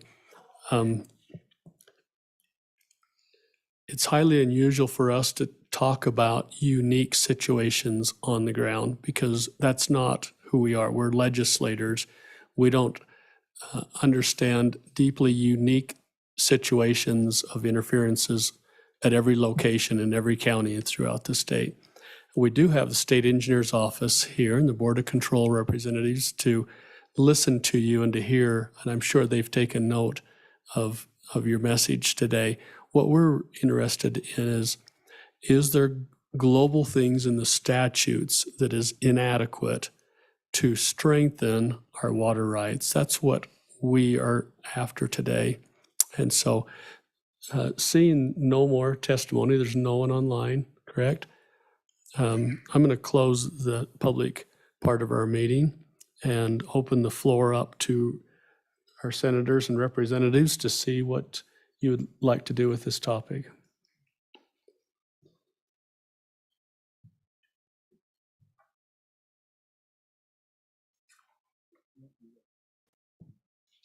Representative Eklund. Mr. Chairman, so earlier Senator Hicks suggested that we continue this topic, see if we can't fine tune a few things. One of the suggestions that's been made to me, and I'm not sure it's quite been answered by the state engineer's office, is that we better define what interference is with public interest. And I do know other states have other ways of determining that than Wyoming does. There are new ones. Alaska has a fairly new one, and Idaho does. And I don't think we need to broaden it to where it becomes impossible for the state engineer to operate within it. But I do think we could at least research how we could make that better defined so that he can do his job more efficiently. I know in the one specific area that we spent a lot of time on today, if that had been narrowed down a little bit, I don't think we would have spent the area landowners and appropriated water rights would have spent quite so much time and money trying to fight one issue. Anyway, and there are other ones. The doctrine of prior appropriation is something that we have to live by, and the state engineer has to live by, and I think anything we can do to make that process more efficient, I think we ought to at least look into. Thank you, Representative Eklund. Senator Hicks? Yeah, Mr. Chairman, Throw a comment out you here. already, Your earlier comment was what? yeah, I think Mr. Wentland brought up a point that if there's we need to look at the interpretation of the subdivision requirements in those groundwater control areas and just make sure that that they're being interpreted correctly. And I think we need to take some more public testimony on that issue. And so that would be my recommendation, Mr. Chairman. So Vice Chairman, we actually looking for a motion right now instead of a recommendation. So would you like to make a motion that we can act on? So moved, Mr. Chairman. It's been moved and seconded. Abigail, I know you have the ability to replay this video later to make sure that you're clear of what the motion was. You're okay with that? Chairman Simpson, I want to be clear. Senator Hicks's motion is for interpretation of subdivision statutes and control areas, not the interference and what it is in terms of public interest. Those to me are separate. Senator Hicks, would you clarify, please? Yeah, I think that's exactly right, Abigail. Again, I'd go back to what Mr. Wentland's testimony was, is the current interpretation of how many straws can be put into that aquifer in those control areas associated with the existing statutory framework. Okay, committee, that's the motion. We're going to treat yours as a separate motion, Representative Eklund, because I think this is unique. It does? Mr. Chairman, I think this will cover what I'm very trying good. to accomplish as well. Perfect, okay. Is everyone clear of what the motion is? All those in favor, please say aye. Aye. Any opposed, say no. Senator Hicks, was that an aye or a no? That was an aye, very good. We are through with today's agenda, so we'll advance that one and gather more information and address it at our next meeting. Real quick. Senator. We also had the suggestion looking at 41-3-916 and how groundwater interacts with surface water when it becomes surface water, I guess, in a spring type situation. And we did have some discussion around that. Even it seems like there's even different standards as far as expectations, with the stability of your water source if you're drilling it out of the ground versus, say, getting out of the river. We've been having that discussion. Director Greipart and I have, what exactly, if you have a water well, obviously there's, you drill it far enough to account for future development. Apparently that standard does not exist if you're drawing it out of a river, for example, where the expectation is that you can't change it at all without, having that exact right.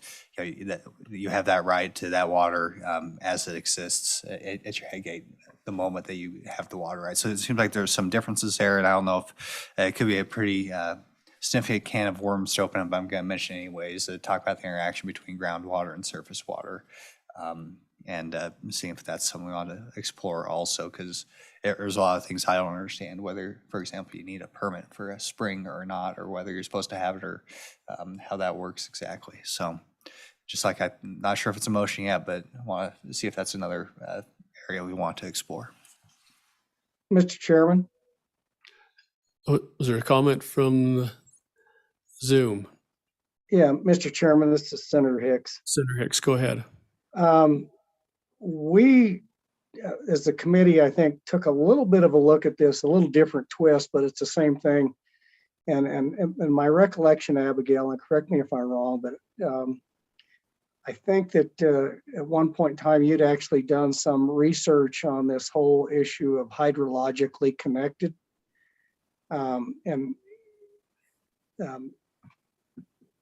if that memo is still available or that research, could we get that disseminated to the committee? Senator Hicks, I do remember researching it. I don't know that I ever wrote anything on it, Okay. but I can look. Yeah, could you look that up? The issue that we were grappling with a couple of years ago was actually looking at, excuse me, Mr. Chairman, produced water. There was the discussion of using some of these deeper coal bed methane seams as augmentation, particularly in the Colorado River Basin, and even some deep production water, and how the state engineers and the state geologists would go about making that determination of hydrologically connected.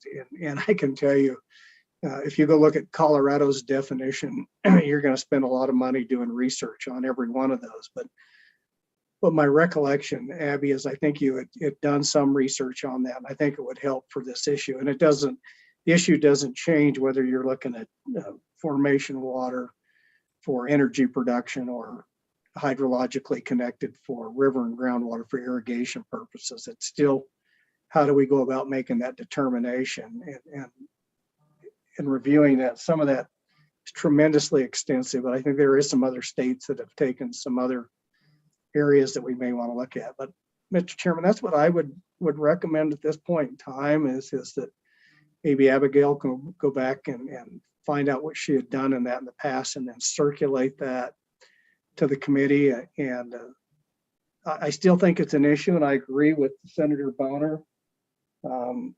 Clarifying that in statutes would probably be beneficial. It's just extremely complicated. Mr. Chairman. Please. Senator Hicks, I did write something. Actually, I think Josh did. It was from the June 2020 meeting, so I'll get that sent out. Okay, thank you. Abigail. Senator Hicks here, and Senator Boner, you're right. Reba, you made a compelling argument for us today. And just so you know, I'm a water resource engineer by occupation, so I talk that talk. Here's the challenge I have, and that is, in my opinion, all groundwater is not influenced by surface water and vice versa. I have no doubt that in this Horse Creek Valley that you've referenced, that may very well be the case. But it's incumbent on us to write statutes and to modify statutes that are pertinent to the entire state of Wyoming. It's difficult to microanalyze situation and write a statute around that situation. And I think that's exactly why the statutes have written the way they are. That very phrase that caused some commotion there that says they should be read and handled hand in hand, I think is because both of those statutes are written in a way that requires the state engineer's office to scrutinize every situation because it's different everywhere. Literally every location is unique to its situation. So I'm happy to review the memorandum that's been published, but I'm probably not in favor of reading. I mean, this is a complicated issue that states have studied for hundreds of years, and I don't think we're going to change anything because I think what we have is a strong doctrine. Now, the question is the state engineer's office interpreting it as strongly or as weakly as possible? That's a whole nother subject. But again, I don't think that that's reasonable for us to be scrutinizing their efforts like that. But so that's kind of where I'm at on the statute 916.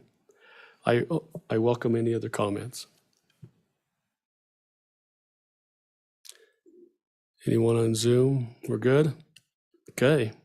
If there's no other motion, we're going to close this topic. So let's talk about tomorrow then. So tomorrow morning, the Water Development Commission will join us. So we'll fill all of the rest of the table here with their group. They've been meeting today, this afternoon. We've separated us because we had these interim topics that we needed to go over. Quite often, we meet with them to hear their stuff that makes things flow a little bit easier tomorrow. But we really needed to digest this and take care of our own business. So tomorrow morning, we'll be listening and learning about all the projects. You've seen the agenda. There's many, many projects that we're going to be reviewing tomorrow. So we're going to need you fresh and attentive, and we're going to work all the way through there. Their committee chairman will be conducting the meeting, and they'll walk us all the way through, and we'll vote in places that we need to vote, and they'll vote in places they need to vote, and we'll just work our way through like we typically do. We anticipate that they're going to need all the way till 12:30, from 8:30 to 12:30 to take care of their business. And I've crowded you and made you skip lunch a couple times this last year. I think that I don't want to do that because I don't want you hungry for our last two items. After we dismiss the commission, we still have a couple of items that we need to address. I might consider taking a really quick lunch, just jump in the truck and run to grab a sandwich and come back so that we don't delay too late in the afternoon. But that's our schedule for tomorrow. Abigail, do you have anything you need to advise us on? Does any member of the committee have anything they want to share? Okay, we'll see you in this room at 8:30 tomorrow morning. Thanks, everyone, for your participation.